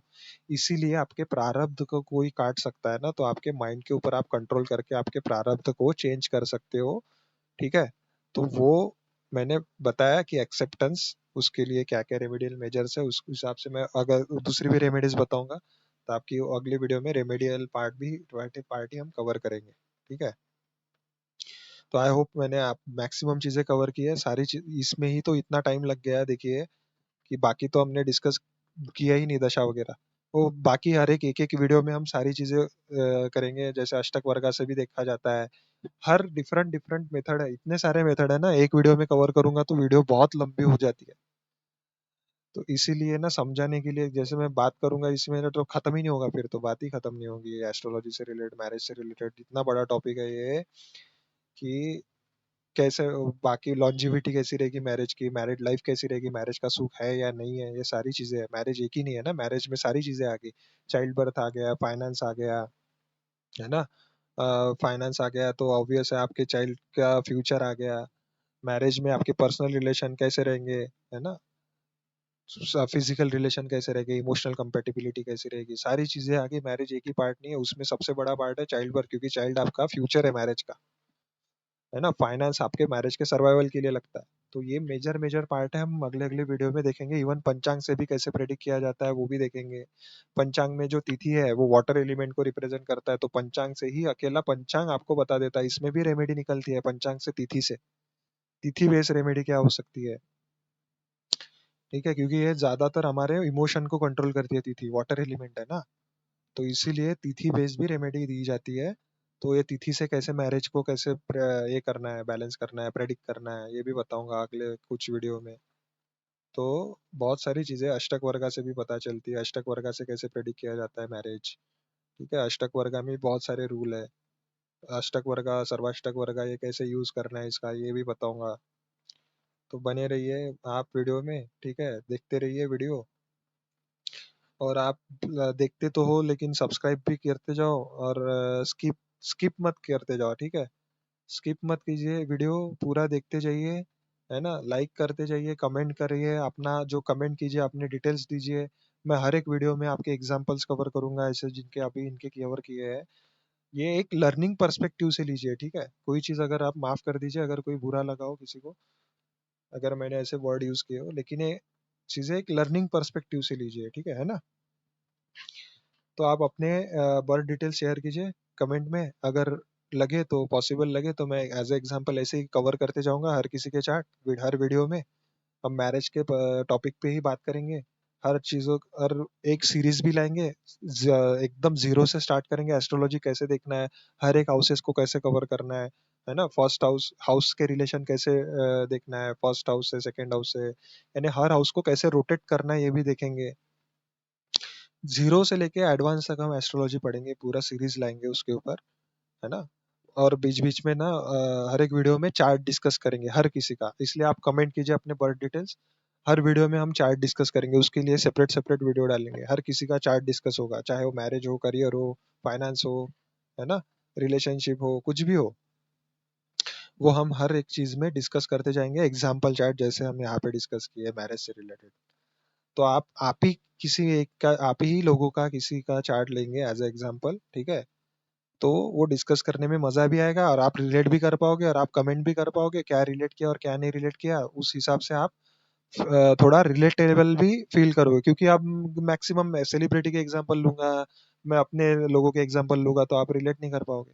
इससे अच्छा मैं आप लोगों के एग्जांपल लूंगा, और आप अगर रिलेट होता है तो आप कमेंट कीजिए। अगर वो ओपन डिस्कशन रखिए, और कमेंट में डिस्कशन करते जाइए, और कोई प्रॉब्लम हो तो सीधा कमेंट में ही आप कमेंट करके बताइए दीजिए। और कुछ लगे, कुछ ड्रॉबैक, कुछ अगर लगे कि कुछ सही नहीं था या कुछ गलत था, तो उसको हम सही करने की कोशिश करेंगे अगले वीडियो में, है ना? तो उसी से ही सीखा जाता है ना? गलतियां करोगे तभी सीखोगे, तो गलतियां करने से डरोगे तो सीखोगे ही नहीं। तो गलतियां होती है क्योंकि हम ह्यूमन है। तो आई होप ये वीडियो अच्छी लगी हो, काफी लंबी हो गई है ना? तो अगर अच्छी लगी हो तो प्लीज लाइक शेयर सब्सक्राइब कीजिए, है ना? टिल देन, धन्यवाद, राम राम।